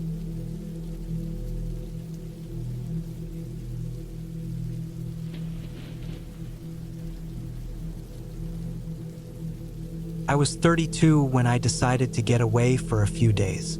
It was the summer of 2019. I'd just come out of a tough breakup, and between the noise of the city and the pressure at my IT job in Spokane, I couldn't breathe. I needed to be away from everyone. No texts, no emails, no expectations. Just silence. So I rented a cabin off a small listing site that catered to people wanting remote stays. The place was up near the Idaho-Montana border, about an hour northeast of Sandpoint. It wasn't much. A square wooden cabin, off a narrow dirt road that wound through dense pine and spruce trees. The owner had said there was no cell service and only a small generator for a bit of power. The kind of place people either go to write a book or hide from the world. That's what I wanted. I packed up my Ford Escape with food, water, a cooler full of ice, my old hunting knife, some clothes, a portable solar charger, and a 12-gauge just in case. Not for people, mostly bears. That part of Idaho gets grizzlies sometimes, and I wasn't trying to end up on the local news. The drive-in was slow. The road narrowed after a certain point, and after the last fork, I drove for 20 more minutes on gravel, past nothing but trees. There were no cabins in sight, no signs, no fences, just raw forest. The cabin sat in a clearing that opened up at the base of a hill, with a thin line of trees running down one side and a dry creek bed on the other. I parked next to it and stepped out. The air was still, not a sound. I couldn't even hear birds, which I thought was weird. Usually you hear something, a woodpecker, insects, maybe the wind moving through trees. But here it was like the air had weight to it. The cabin was locked with a small padlock. The owner had emailed me the combo, and the moment I opened the door, I was hit with a thick, old wood smell. Pine boards, maybe mold. It was clean enough. A small cot in one corner, a table, 2 chairs, a small wood stove, a few shelves, and a window facing the trees. There was a fire pit out back, maybe 15 feet from the back door. A rusty axe was leaned against a stump beside it. I unloaded my gear, stored the food in the cooler with a few freezer packs, and settled in. I hadn't brought any entertainment. No laptop. Just a journal and a book I never finished last year. I liked the silence at first, the kind of quiet you only notice after living years around constant noise. I sat out front in a folding chair I brought and just listened. The wind picked up sometimes, and trees would creak faintly. I could hear my own breathing. That first night, I built a small fire in the pit behind the cabin. The sky was clear. Stars looked brighter out there than I remembered. I watched the flames for an hour before going back inside and locking the door behind me. I didn't hear anything weird. Slept okay. On the second day, I hiked around the area. I took my GPS watch so I wouldn't get lost and went maybe 3 or 4 miles northeast into the woods. I saw a few old logging markers nailed to trees, faded red plastic tape strips from God knows when. I didn't see anyone else, no trails, no footprints. I started noticing how thick and overgrown everything was once I left the clearing. No open paths, Branches hung low. Every step through brush was a fight. I turned back after a couple of hours. That night, I felt watched. That's the only way I can explain it. I was reading in the cot when I suddenly realized I hadn't heard any animals all day. No birds, no squirrels, not even mosquitoes buzzing near the window. I stopped reading and just sat still for a second. Something about the quiet didn't feel peaceful anymore. Felt heavy, thick, like the woods outside were waiting. I got up and looked out the front window. It was just blackness beyond the glass, with a faint silver light from the moon reflecting on the dry creek bed. I couldn't see anything. Still, I locked the front and back doors, loaded a shell into the 12 gauge, and set it by the cot. I didn't sleep that night. Just lay there, heart beating slow but strong, eyes scanning the shadows from the window. On the third day, I stayed close. I chopped a little firewood, reheated some canned stew, and tried to shake the feeling. I told myself I was being paranoid. My brain was used to noise and input. I was just overreacting to the quiet. That afternoon, I walked to the edge of the tree line across the clearing and stood there. I listened for anything, but the forest sounded dead. Not even wind. That night is when things changed. Started around 1:30 in the morning. I was still awake, lying in the cot, listening to the faint hum of the generator as it trickled power to the small lamp. Then I heard it. Footsteps. Slow ones. Not heavy like a bear or fast like a deer. Two-legged. Human. They weren't far. The crunch of dry needles and leaves. I sat up straight and turned off the lamp. The cabin dropped into darkness. I moved silently, lifted the shotgun, and went to the window beside the table. I saw nothing, but I could hear the steps circling the cabin. Crunch, pause, crunch, slower, then stop. I held my breath. Then a low sound, a scrape, like wood against wood, came from the back wall. I moved across the cabin in socks, quietly, and peeked out the back window. Still nothing. Then something tapped the glass. 1, 2, 3, slow and soft. I froze. I didn't move. I didn't breathe. I just stared into the black window, waiting for my eyes to adjust. Nothing was there.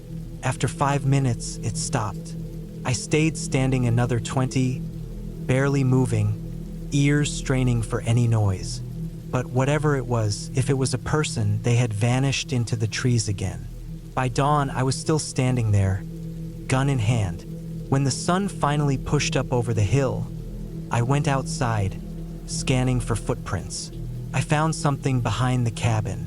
In the soft dirt near the stump, partial boot prints.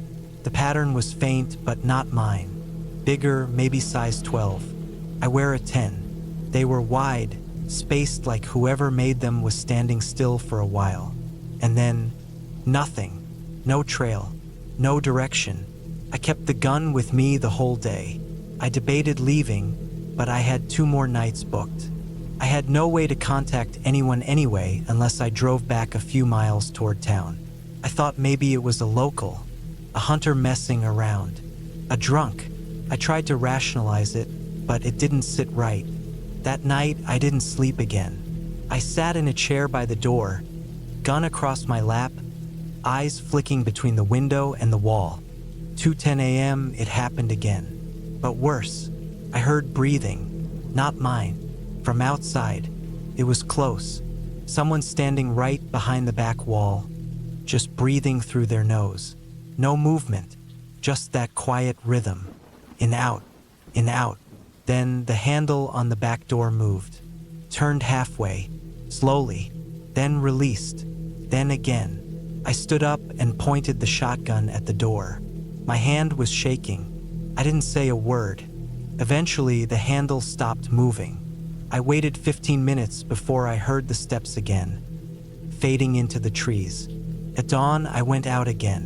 This time, I found more boot prints and something else. On the far end of the clearing, maybe 30 feet into the trees, I found a bundle of old clothes. Torn jeans, a flannel shirt, and what looked like a torn-up hiking backpack, moldy and faded, like they'd been there a while. No ID, no name tag, but something about it made me feel sick, like someone had left them there recently to look old. Or worse, that they belonged to someone who never made it back out. I packed up that afternoon. I didn't care about the last night. I loaded my cooler, gear, everything. Before I left, I walked back to the tree line again and looked out one last time. That's when I saw it. Way out, past the bend in the creek bed, stood a figure. Between the trees, just far enough that I couldn't make out his face, wearing a dark jacket and jeans. Motionless. He didn't move, didn't wave, just watched. I didn't wait. I got in the car and drove. Fast. Didn't stop till I hit pavement. Once I had service again, I called the county sheriff. They sent someone to check the place out the next day. I got a call back saying they found nothing. No footprints. No signs of anyone else. Just the cabin. I asked about the old clothes. They said they didn't find them. That was the end of it. I never went back. Never got my deposit either. The listing was removed a few weeks later. And since then, I can't sit in total silence anymore.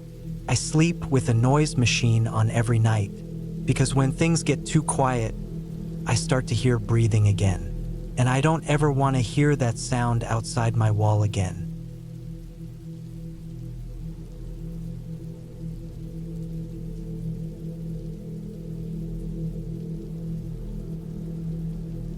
It was early October 2022 when I finally gave in and drove up to the cabin.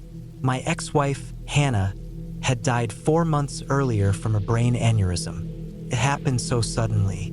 One day she was posting photos of the lake on her phone, and the next she was just gone. No warning, no build-up, no chance to say goodbye. She'd been living alone up there in that old wooden place near Echo Ridge in northern Minnesota. We'd bought it together back in 2008, but after our divorce in 2016, she kept it. I moved down to St. Paul, got a job as a delivery coordinator, and tried to rebuild. But no matter how much I buried myself in work, the place still tugged at something inside me. It was too tied to our past. I'd been avoiding the cabin ever since we split, even when she was alive. We hadn't spoken much in years. There was no big fight, just a quiet parting. But after she died, the lawyer said her will named me the sole heir to the property. No one else. No family, no siblings. It was mine now. I thought about selling it, even considered hiring someone to empty it out for me. But deep down, I knew I had to go back there myself, if only once. The drive took almost 5 hours. The sky stayed overcast the whole time. Clouds hung low and dull, and everything along the roadside looked like it was in the last stages of drying out for the season. The leaves were mostly off the trees already. When I finally turned off the highway and made my way down the dirt roads, the tires crackled over loose gravel, and I got that strange hollow feeling in my stomach, the same one I'd had back when we used to come here for long weekends in the fall. I pulled up to the cabin a little after 5 p.m. The place looked almost untouched, like someone had stepped out for a walk and never came back. The grass was long, wet, and tangled with pine needles. The wood on the outside walls had turned darker with age. Her old green Subaru was gone. I guess someone had already come for that. But everything else was as I remembered. The stone chimney, the creaky front steps, the little side shed with the rusting tools. All still there, holding their shape in the dying light. The air was cold and sharp. I grabbed my duffel bag from the back seat and walked up to the front door. Felt weird using the key again. My fingers hesitated at the lock, even though I knew it by memory. Clicked open after the third try. The smell hit me first. Not rot, not mildew, but a mix of dust, dried wood, and something slightly sour. Not strong, just stale, like a place that hadn't been lived in for months. Inside, everything was still hers. The table had a chipped mug on it with dried tea rings at the bottom. Her old denim jacket was folded on the armrest of the couch. Books were stacked on the windowsill, half open, dog-eared, abandoned mid-sentence. A notepad sat on the coffee table with grocery scribbles. Apples, coffee, dish soap. There was even a half-full bottle of red wine on the counter. I didn't touch anything at first. I just stood there, looking around, breathing in the quiet. The silence in that place felt heavier than I expected. It wasn't peaceful. It was like something had been cut short, and the air hadn't moved since. I walked into the back room where the bed was. The blankets were thrown halfway off, like she'd left in a rush. Her old boots were still on the floor beside the dresser. One of them had a dried pine cone inside. I don't know what I expected to feel. Sadness, maybe, grief, but mostly I felt like an intruder. I made up the bed with a fresh blanket I'd brought from home. I set my bag on the floor and opened the windows just a crack to let the air circulate. Then I walked out back to the woodshed. The axe was still there, the blade rusted at the edge. I remembered chopping wood during those colder months when the heater wasn't enough. She always loved building fires. She used to sit on that worn rug by the hearth and read with a blanket across her lap, even in spring. I grabbed some firewood and brought it inside. I got the fireplace going just before it got dark. The flames brought some life back into the room, but the shadows danced across the walls in a strange way. I made myself a quick sandwich from the supplies I brought, then sat there by the fire for a long time just listening. It was too quiet. No car sounds, no hum of city traffic. Just the occasional creak of the cabin settling. At around 10 p.m., I heard something. It was small. A shuffling sound from outside, like dry leaves being moved around. I paused, turned down the fire a bit, and listened again.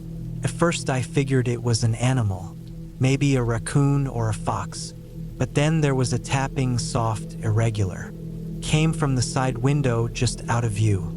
Not sharp like someone knocking, but light, like something brushing against the glass.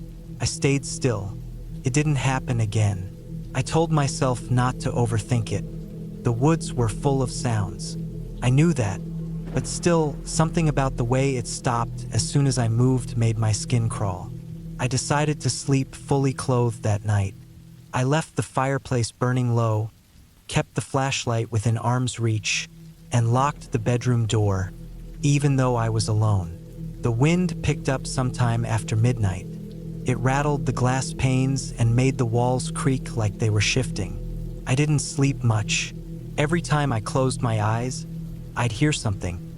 Twigs snapping outside, a thump near the back wall, or just the strange sensation that the air in the room had changed. Around 3 a.m., I got up to use the bathroom.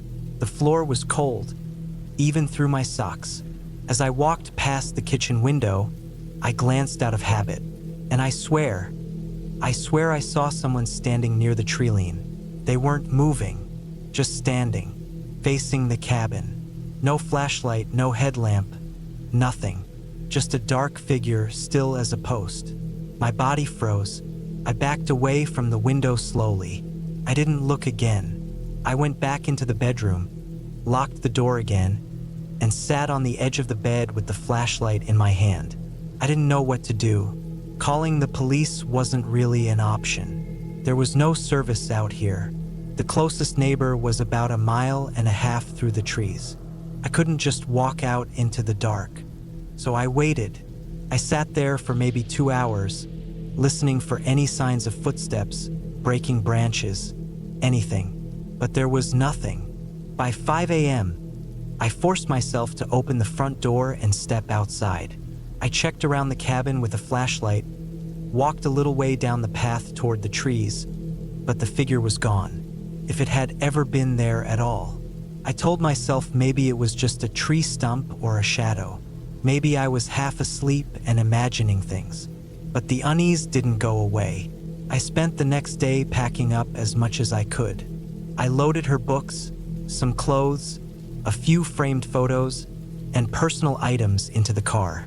I went through the drawers, the shed, even the crawl space under the stairs. I found a few boxes of old things we'd left behind during the divorce. Letters, photos, a small wooden jewelry box she used to keep coins in. But I also found something strange in the shed. It was a shovel recently used. The blade was still wet with dirt, but there hadn't been any rain for days, and there were no signs of digging anywhere around the cabin that I could see. No disturbed patches of soil, no holes, nothing. I didn't remember leaving it like that. I hung it back on the rack and tried not to dwell on it. That night, I told myself I'd leave in the morning.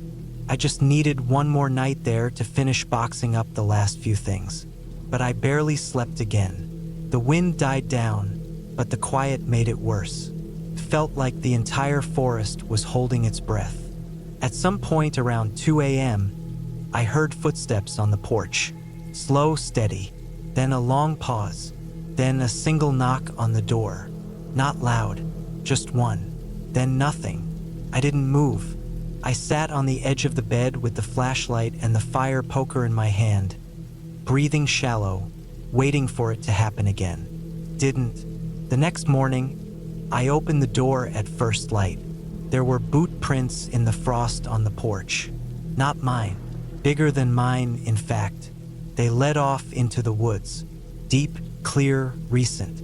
I didn't follow them. I loaded the last of the boxes into the car, locked the cabin, and drove away without looking back. I haven't returned since. A week later, I listed the property. I told the agent to sell it as is. I didn't even want the furniture. She asked if I'd had a chance to clean it out. I just said yes and left it at that. I don't know who was out there those nights. Maybe it was a hunter, a drifter, someone passing through. But something about the way they didn't try to break in, the way they just stood there watching, that stays with me more than anything else. Like they were waiting for something, or someone. Maybe it was just a coincidence. Maybe it was all in my head, stirred up by grief and bad sleep and the memories of that place. But I know what I heard, and I know what I saw, and I won't ever go back.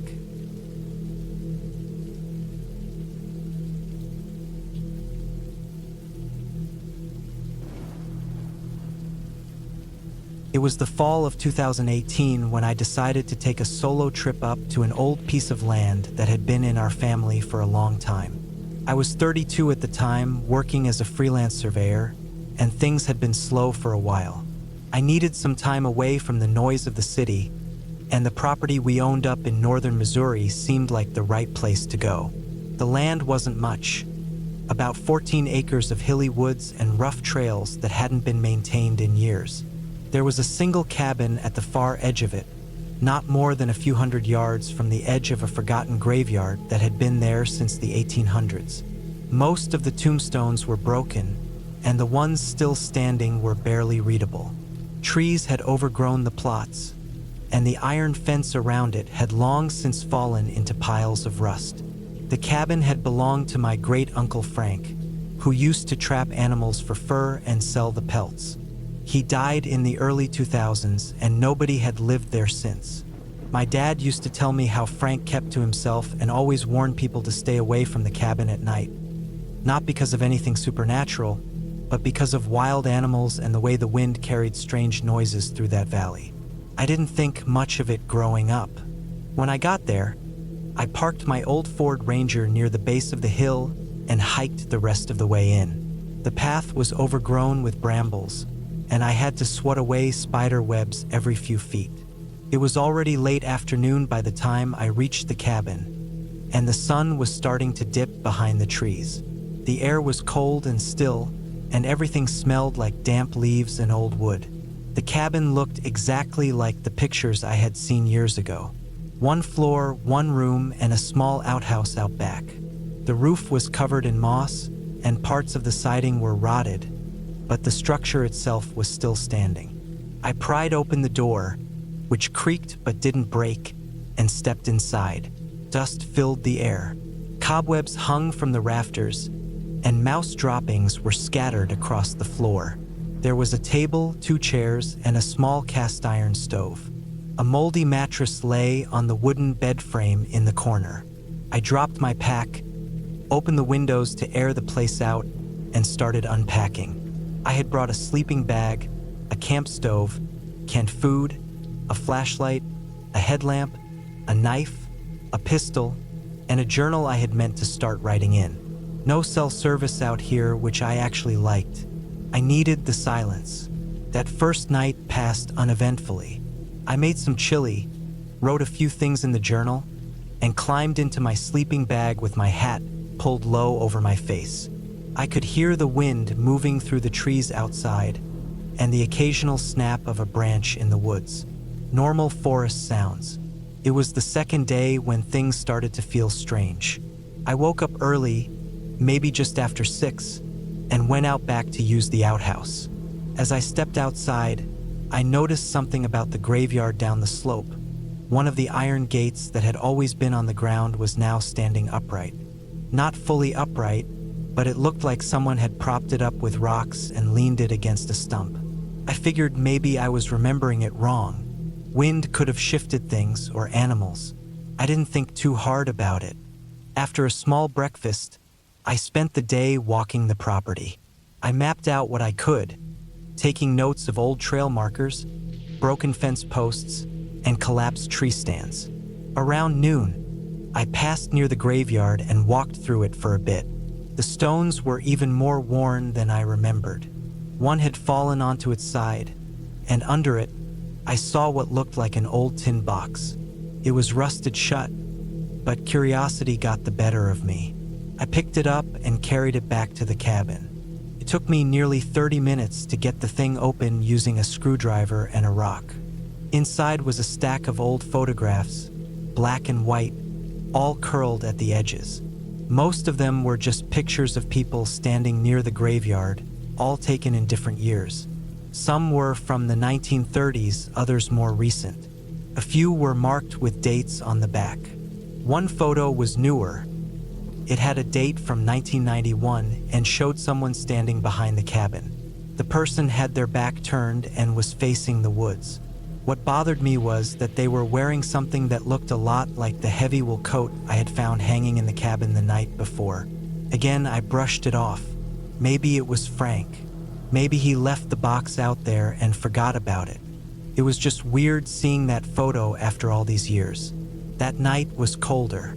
I got the stove going with some dry wood I'd gathered earlier and sat near it for warmth.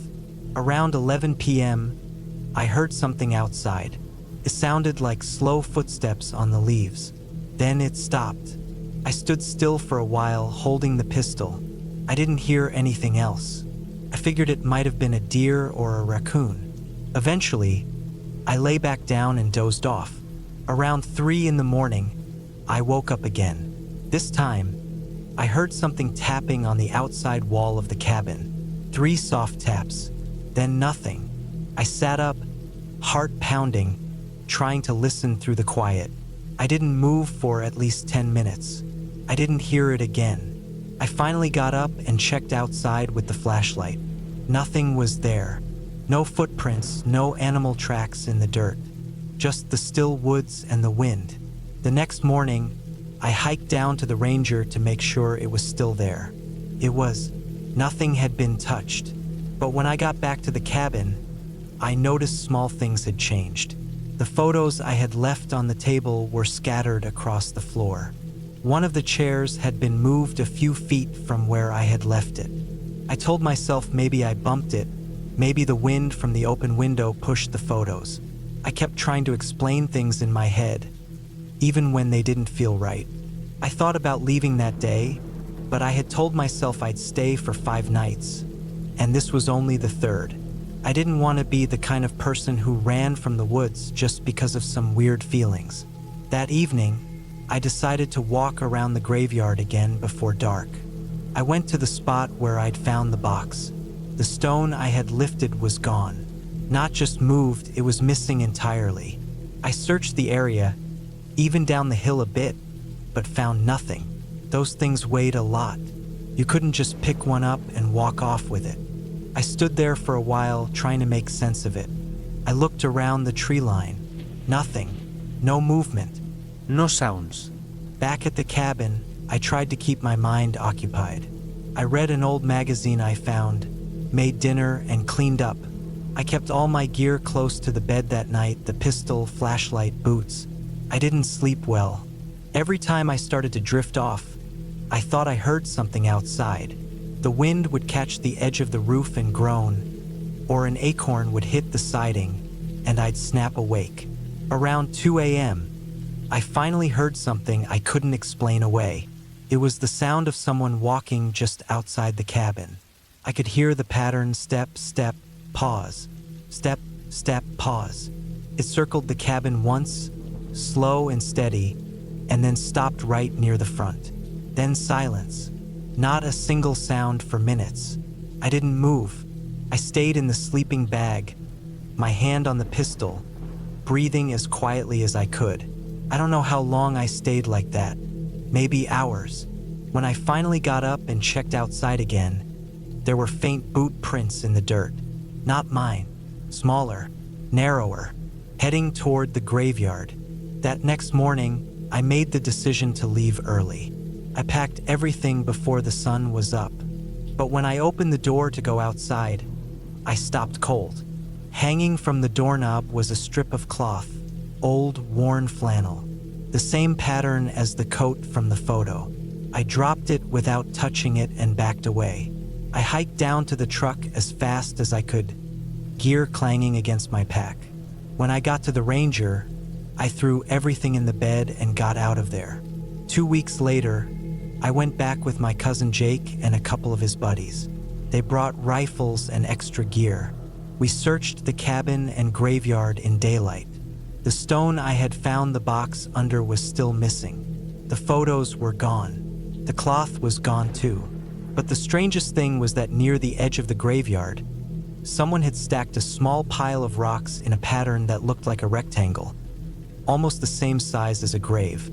Fresh dirt had been turned near the middle of it, like something had been recently buried or dug up. I haven't been back since. The land is still in the family, but no one talks about it much anymore.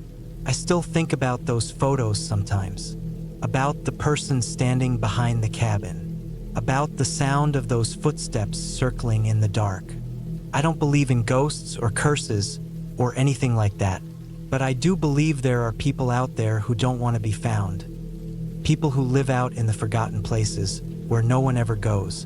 And sometimes when you go looking into the past, into the things left behind, you might end up crossing paths with someone who never wanted to be remembered. And when you do, you leave. You don't go back. You let the past stay buried, just like the rest of them in that graveyard.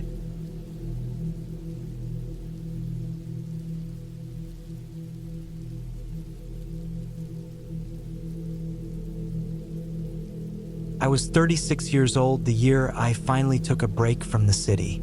I had been working construction in Milwaukee since my early 20s, and my body was starting to show signs of wear. My back ached constantly.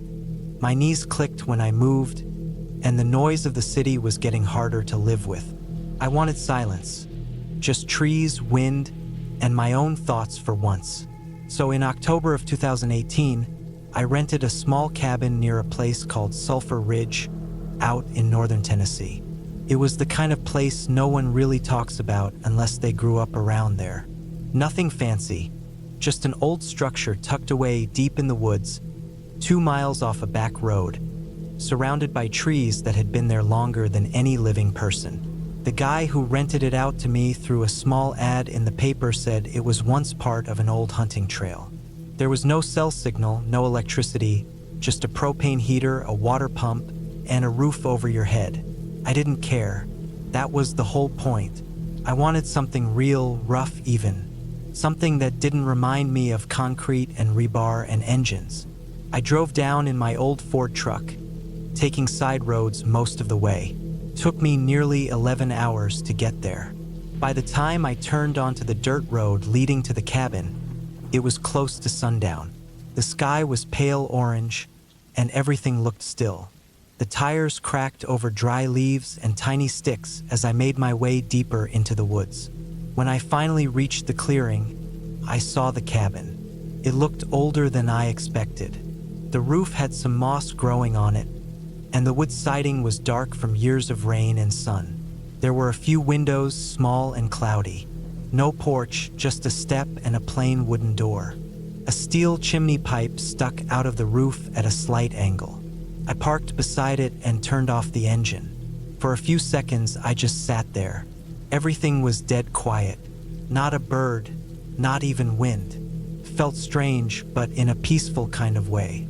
I grabbed my duffel bag, flashlight, and a cooler of food, then went inside.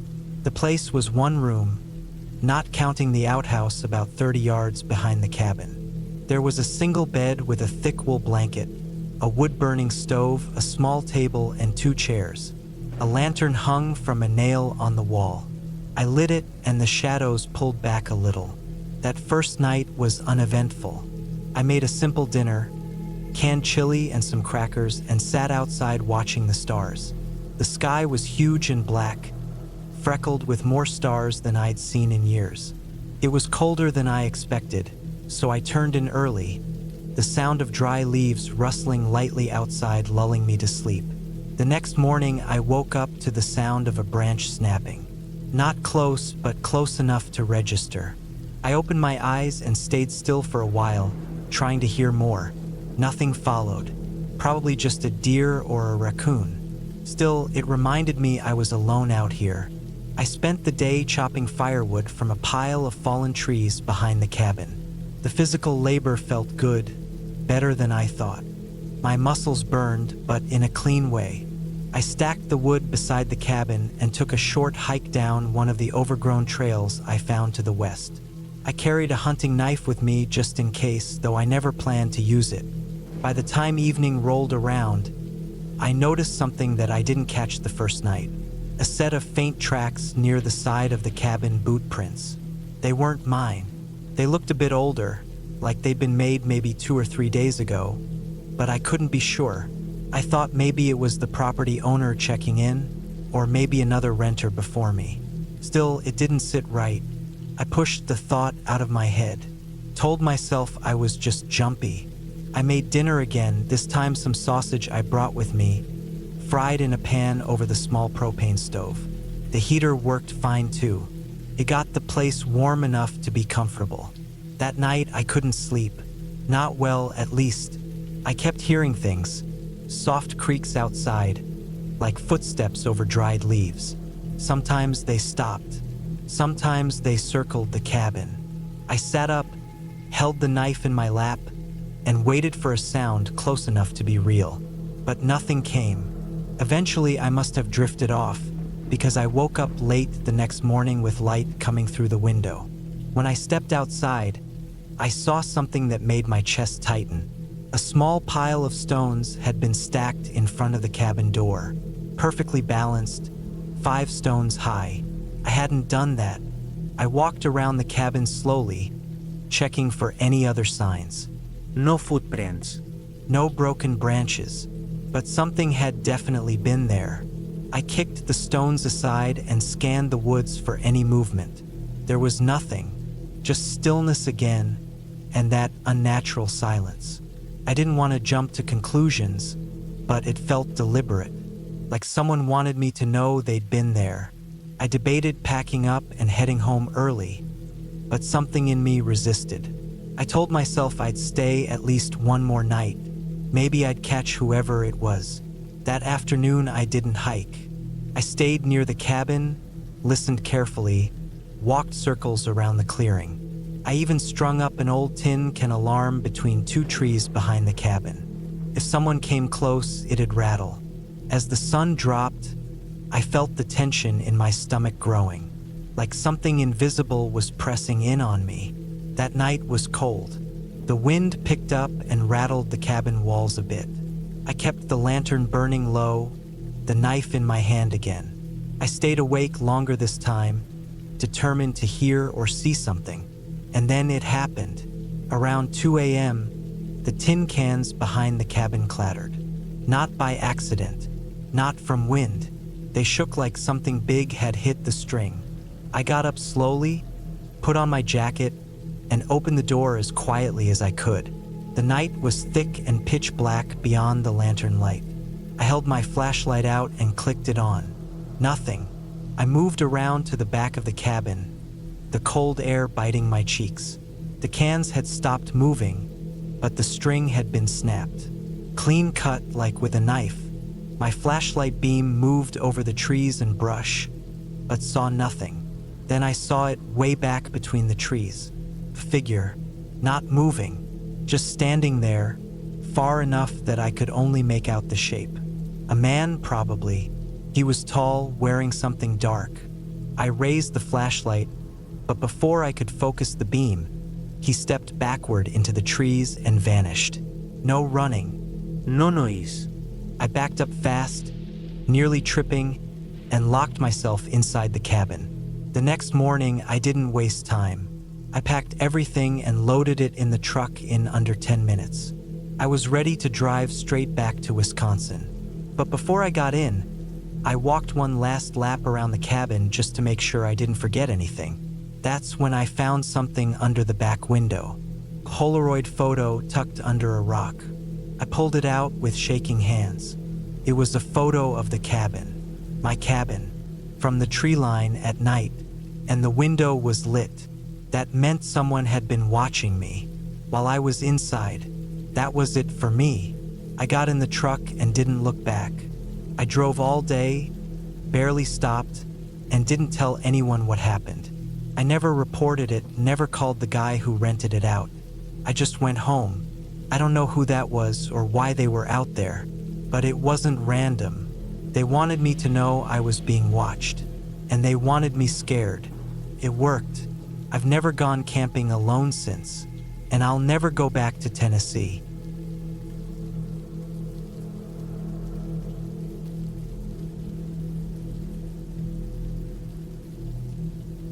It was late October of 2019 when I finally took the break I'd been planning for years.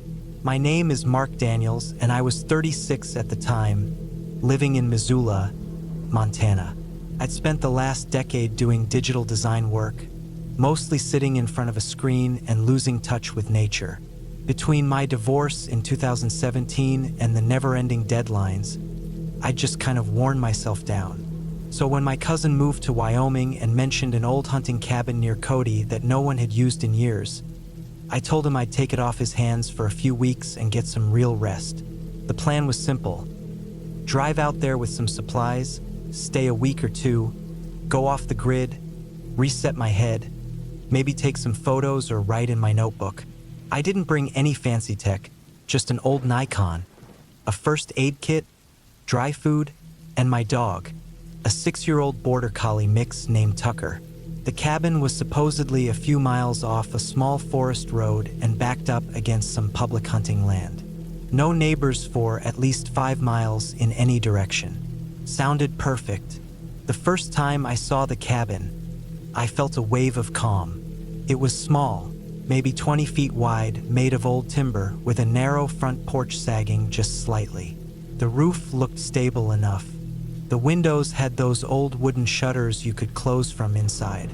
There was a rusted-out water tank and an outhouse off to the left, and the surrounding woods were thick with pine and aspen trees.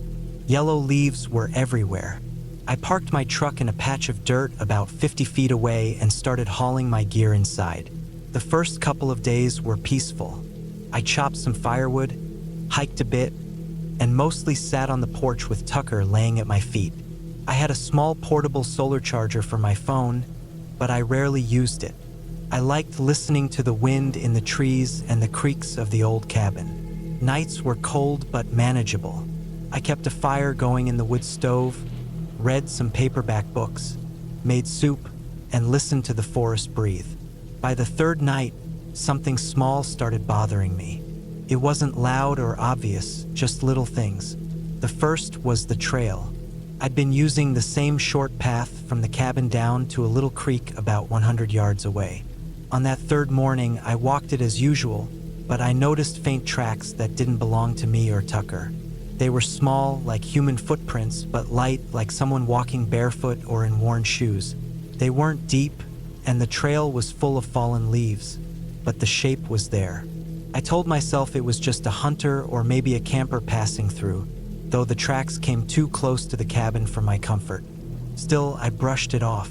I didn't want to ruin my break over nothing. That afternoon, I took a longer hike and came back at sunset. I made a fire and sat with Tucker inside, flipping through a novel.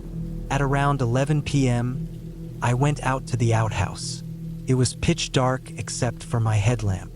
I kept it low to the ground to avoid bugs swarming it. Tucker came with me as usual, but he stopped short this time. He stood perfectly still, ears up, staring into the trees. I looked where he was looking, but it was just black forest. No sounds. No movement. Then he gave a low, slow growl. That's when I felt it, like something was watching me. My skin went tight. I walked back to the cabin quickly, pulling Tucker by the collar.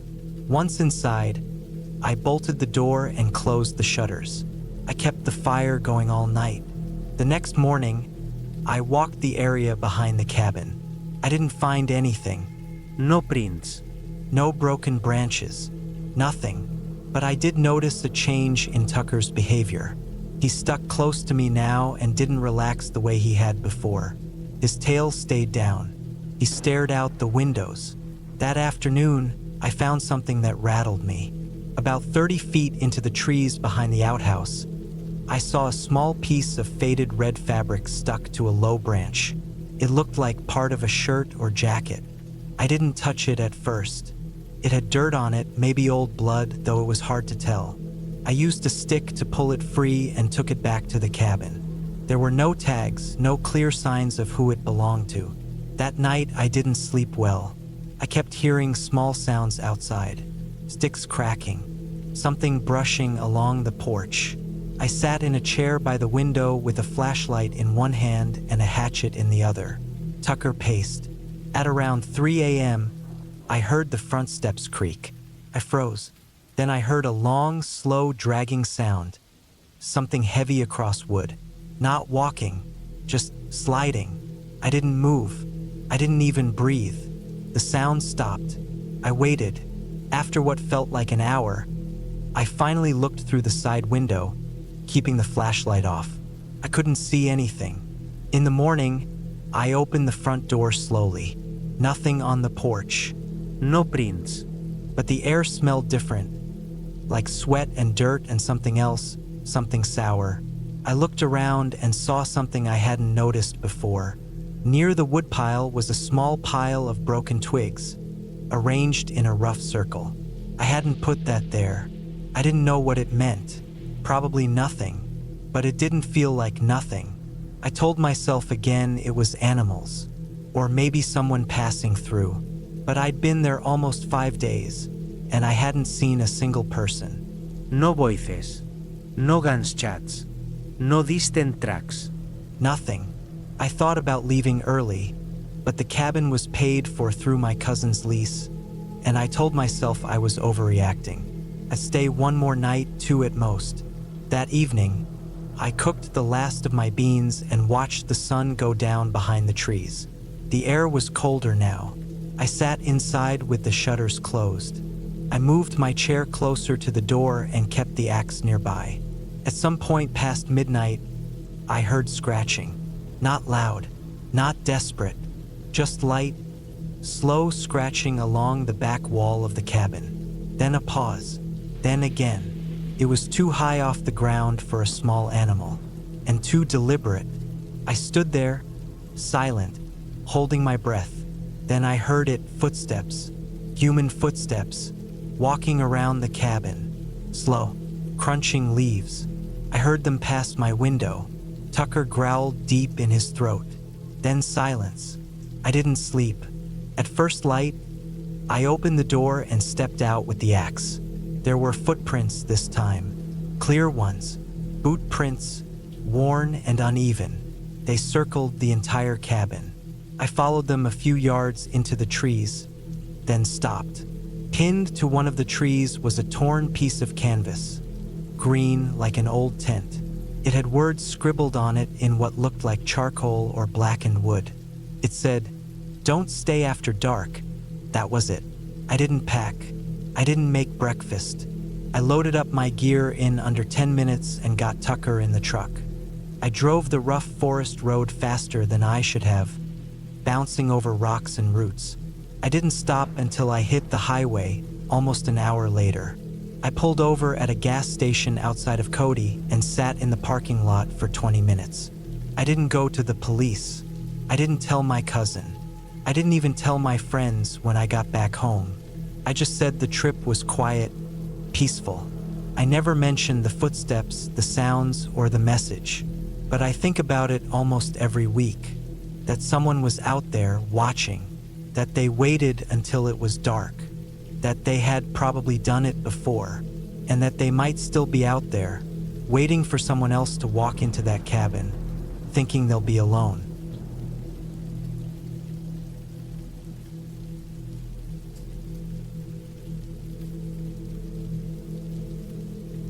It was the summer of 2018 when I took a break from everything and drove up to a small cabin in Dry Creek Valley, Tennessee.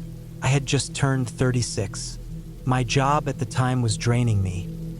Too many hours behind a desk, too much noise in the city, and too many people in my ear. I needed to get away from it all. I wanted peace, real quiet, not just the kind that comes with noise-canceling headphones. I found the cabin online. It was listed on a small rental site, not one of the big platforms. A guy named Calvin owned it. He lived out in the same area and said the place had no Wi-Fi, no cell signal, and was surrounded by old farmland and woods. That's what sold me. No service, no people, just nature. The listing said it used to belong to Calvin's grandfather. He'd fixed it up but left a lot of the old charm intact. Sounded perfect. I packed up my 2008 Subaru with supplies, dry food, 2 big water containers, a first aid kit, a flashlight, batteries, tools, a map, and a couple of old paperbacks. I wasn't planning on doing anything big, just hiking a little, maybe fishing if I felt like it, but mostly just sitting around and letting my brain slow down. The drive took about 8 hours from where I lived in Memphis.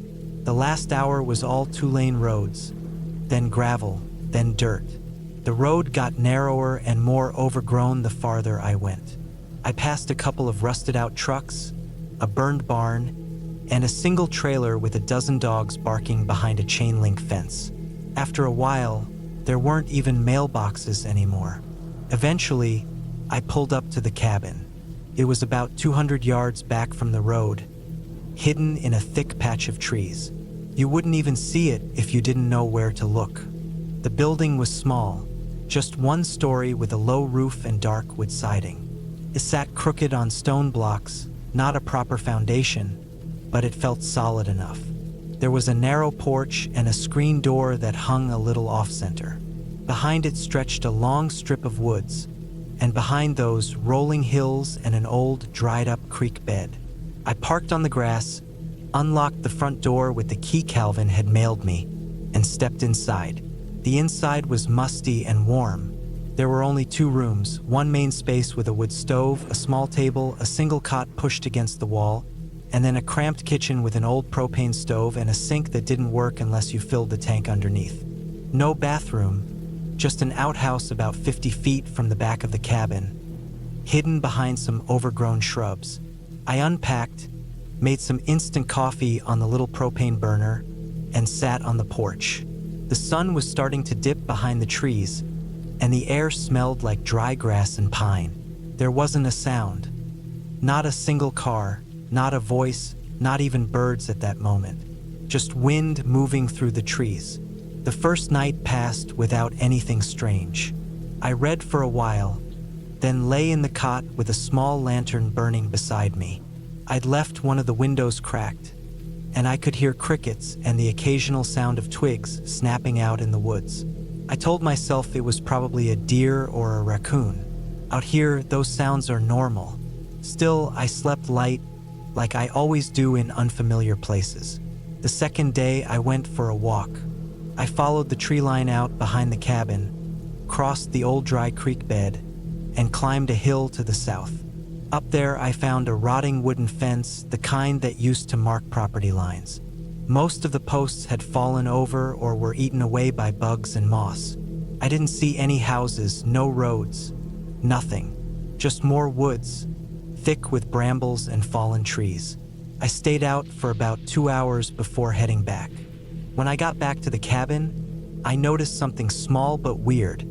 The screen door was open. I was pretty sure I'd latched it. I even remembered the squeaky sound it made when I shut it the first time. But now it was wide open, creaking slowly in the breeze. I told myself it could have been the wind. The latch was old and maybe it slipped. Still, I shut it again, harder this time, and checked the main door too. Locked it.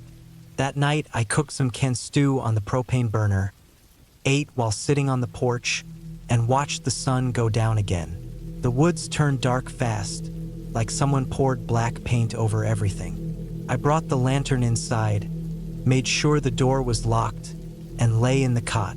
It was around midnight when I heard something outside. Not an animal. It was footsteps, slow, careful, moving across the wooden porch. Not stomping, not running, just deliberate. Like someone was trying to be quiet, but couldn't avoid the old wood creaking under them. I didn't move. I lay there perfectly still. My heart was beating hard in my chest. I looked over at the lantern. It was off. I turned it off before bed. The cabin was pitch black. I kept my eyes fixed on the window across from the cot, but I couldn't see anything. Then the sound stopped. I waited. Nothing. I didn't hear the door open, didn't hear anything walk away. Just silence. After a while, I finally drifted off to sleep, probably more out of exhaustion than comfort. The next morning, I walked out onto the porch. Nothing looked disturbed. The door was still locked. The only prints in the dirt were mine from the day before. I walked the perimeter. I didn't see anything, but something felt different now. I felt watched. I don't know how else to describe it.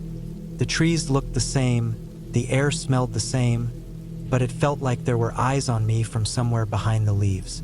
I almost packed up and left, but I told myself I was overreacting. I'd read enough stories about people losing it in isolated places. You start thinking shadows look like figures, that every sound is a person instead of an animal. I made myself stay. I even laughed a little at myself and said I needed to toughen up. Later that day, I went to check out a small hunting blind I'd seen on the map Calvin had left in the cabin. It was about a mile west of the property, just past the edge of the tree line. I hiked out there, swatting at mosquitoes and stepping over fallen limbs. The blind was old and mostly collapsed. It wasn't even a full structure anymore. Just some rotted plywood and a few rusty nails sticking out of the frame. I turned around to head back, but I saw something that stopped me cold. There were boot prints, not mine, bigger than mine. Deep, heavy impressions in the dry dirt, going in the same direction I had come from. They weren't there when I came through. I was sure of it. I followed them for a few feet, but they veered off toward a thick patch of trees, and I couldn't see where they led after that. I got a bad feeling in my chest. Not panic, just that tight, dry throat kind of fear that makes your body want to run before your brain figures out why. I hurried back to the cabin. This time I didn't sit on the porch. I stayed inside, locked the door, and kept the lantern close. That night it happened again. Footsteps, but this time they didn't stop at the porch. They circled the cabin. I could hear the dry leaves crunching outside the windows. Slow, steady pacing around the whole building. Once I thought I heard breathing. Not loud, not gasping. Just a soft exhale, like someone crouched low and watching. I didn't move from the cot. I had my pocket knife in my hand, but I knew it wouldn't matter. If someone wanted in, that knife wouldn't stop them. After about 15 minutes, the footsteps stopped. But again, I never heard them leave. Never heard running or walking off into the woods. Just stopped. I didn't sleep that night. By the time the sun came up, I was already packing. I threw everything in my bag without organizing it. I was done. I didn't care if it made me soft or paranoid or weak. Something was wrong out here, and I wasn't going to wait around to figure out what. I opened the door to leave and froze again. On the porch, leaning against the wall, was a single heavy boot. Old, worn down, caked in dried mud. Just one. Not mine. I looked around. Nothing. No one. The woods were still, like the trees were holding their breath. I left it there. I didn't touch it. I jogged to the car, got in, locked the doors, and started the engine. As I pulled away, I looked in the rearview mirror. Just for a second, only a second, I saw something move at the edge of the woods near the cabin. A tall shape, not a deer, not an animal. A man, just standing there, still as a statue, halfway hidden behind a tree, watching me leave. I didn't stop. I drove 8 straight hours back home, didn't eat, didn't stop to rest. When I got home, I deleted the rental site bookmark. I didn't leave a review. I didn't contact Calvin. I never went back. I still don't know who it was out there. I don't know how they got so close without a sound. I don't know how they knew I was alone, or why they left that boot on the porch. But I think about it all the time, especially at night, when the house creaks and I remember how quiet those footsteps were. Not ghosts, not monsters, just a person. And somehow that's worse.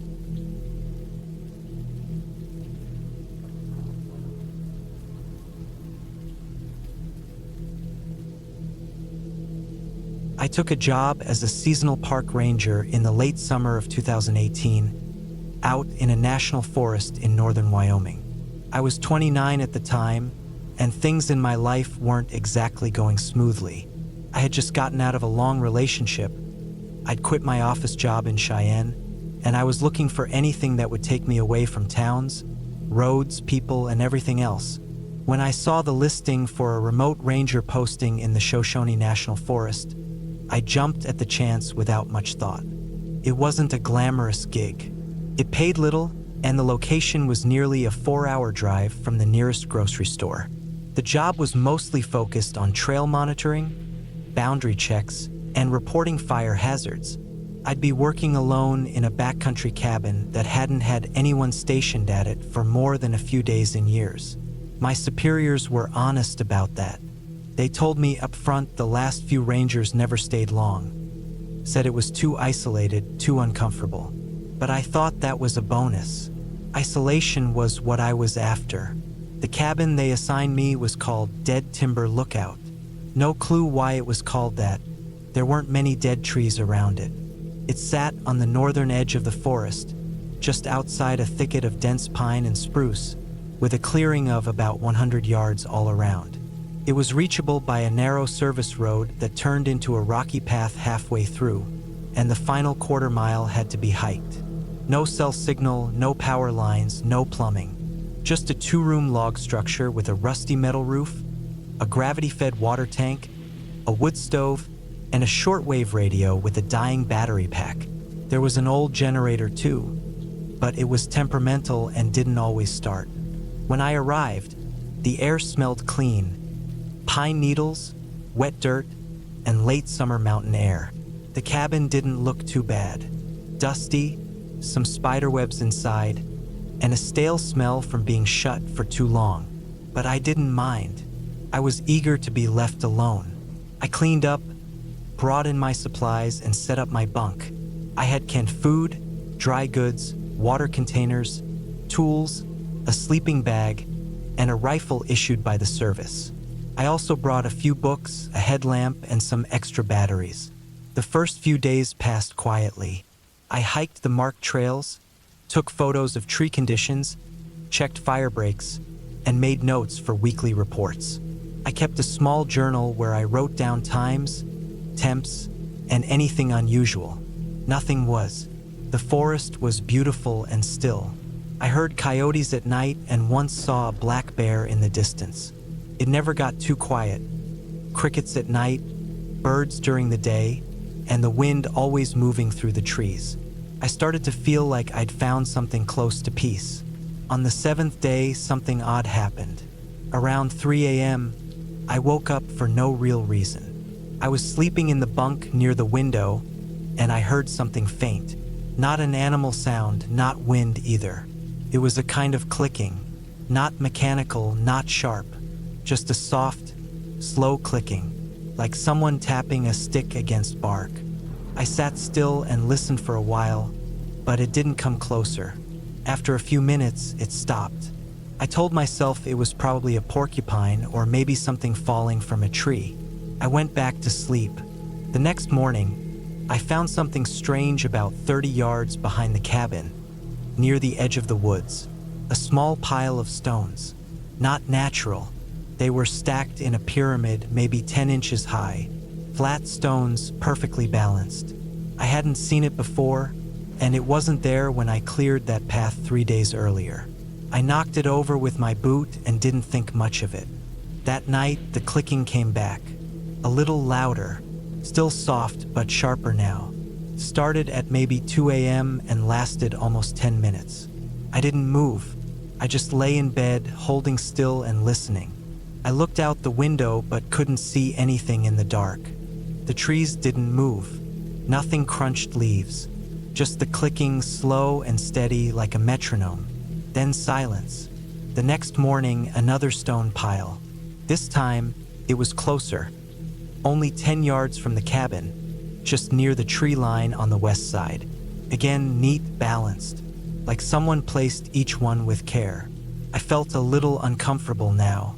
Still, I told myself there had to be a normal explanation. Maybe some hikers had come through without me noticing. Maybe some weird animal behavior I didn't know about. That day, I did a wider loop around the area, checked all the game trails, looked for boot prints, trash, or signs of people. Nothing. No tracks, no disturbances. It didn't make sense. I started writing everything down. Times, temperatures, sounds, anything that might help make sense of what was happening. On the 11th night, I woke again. The clicking had changed. It was coming from 2 directions now, one on the east, one on the south. Like 2 sources. Same pace, same rhythm. Still soft, but definitely closer than before. I sat up in bed and slowly reached for my flashlight. I clicked it on, but the batteries were low. The beam was dim. I swept it across the window, and all I saw were trees and darkness. In the morning, I checked around. This time, there were 3 stone piles. One to the east, one to the south, and one just behind the cabin near the water barrel. I didn't knock them over this time. I left them there. I didn't know why, but I just didn't want to touch them again. I reported it in my weekly log, but the radio was spotty and didn't connect that afternoon. I made a note to try again the next day. That evening, I kept my rifle near me, not because I expected anything, but just in case. I felt the air shift as night came. It got cold fast, colder than normal. Wind came down off the ridge and rattled the shutters. I kept the lantern low and sat at the table, waiting for something I couldn't name. Around 2:30 a.m., I heard it again, this time from all 4 sides. Clicking, same rhythm. It circled the cabin. East side, south, west, north. Again and again, slowly. A soft click, click, click, like someone tapping wood against bone. I turned off the lantern and just sat in the dark, heart pounding. I didn't move for what felt like an hour. Then, just as suddenly, it stopped. The next morning, I found 4 piles of stone, each one at a cardinal direction. I stood in the middle of them. My breath showed in the air even though it was early September. Something about the layout made my skin crawl. They weren't random. They were placed with purpose. I tried the radio again that day. No signal. I climbed the ridge to get elevation. Still nothing. I was beginning to feel cut off in a way that wasn't normal. The forest was quiet, but it wasn't peaceful anymore. Felt like it was watching. That night, I didn't sleep. I sat by the window with the rifle across my lap. No lantern. Just the moonlight coming through the trees. I waited. Around 1:50 a.m., the clicking started. This time, it wasn't outside. It was underneath the cabin. dead timber lookout was built on stone piers, raised about 3 feet off the ground. There was a crawl space beneath it, filled with rocks and old boards, and the clicking came from right beneath my feet. I froze. I leaned forward slowly, trying not to make any noise. It moved slowly from one side to the other, then silence. I waited until dawn. When the sun rose, I went outside and checked underneath the cabin. There was nothing, no signs of digging, no disturbed earth, no tracks. But something had been down there. I knew it. That day, I made a decision. I packed my bag and decided to hike out early. The job was supposed to last another 2 weeks, but I'd had enough. I was going to head back to the service road and make my way out. I left a short note on the table in case anyone came after me, and I took my pack and rifle and started the hike out. About half a mile down the trail, I stopped. There were stone piles along the path, one every 30 or 40 feet, perfectly stacked, fresh, like they were placed after I passed. I turned around and looked back toward the cabin. It felt like something was watching me. I couldn't see anything, but I knew I wasn't alone. I kept walking. I didn't stop again. I didn't eat or rest. I just moved, fast as I could, until I reached the road and found my truck. When I got in and turned the key, it barely started. I drove the rough road down the mountain without stopping, even though I bottomed out twice. I didn't look in the rearview mirror. I didn't want to know. I reached the ranger station 2 hours later, out of breath and shaking. I handed in my gear and said I was done. No one asked questions. I didn't offer any stories. 3 weeks later, I got a package in the mail. No return address. Inside was a small stone, flat, gray, with a tiny mark carved into it. Just a line. No note. Nothing else. I still have it locked in a drawer. I don't go into the woods anymore. I don't camp. I don't hike. I live in a small apartment in a noisy neighborhood in Denver. Every night before I go to bed, I check under the floorboards. I haven't heard the clicking again. Not yet.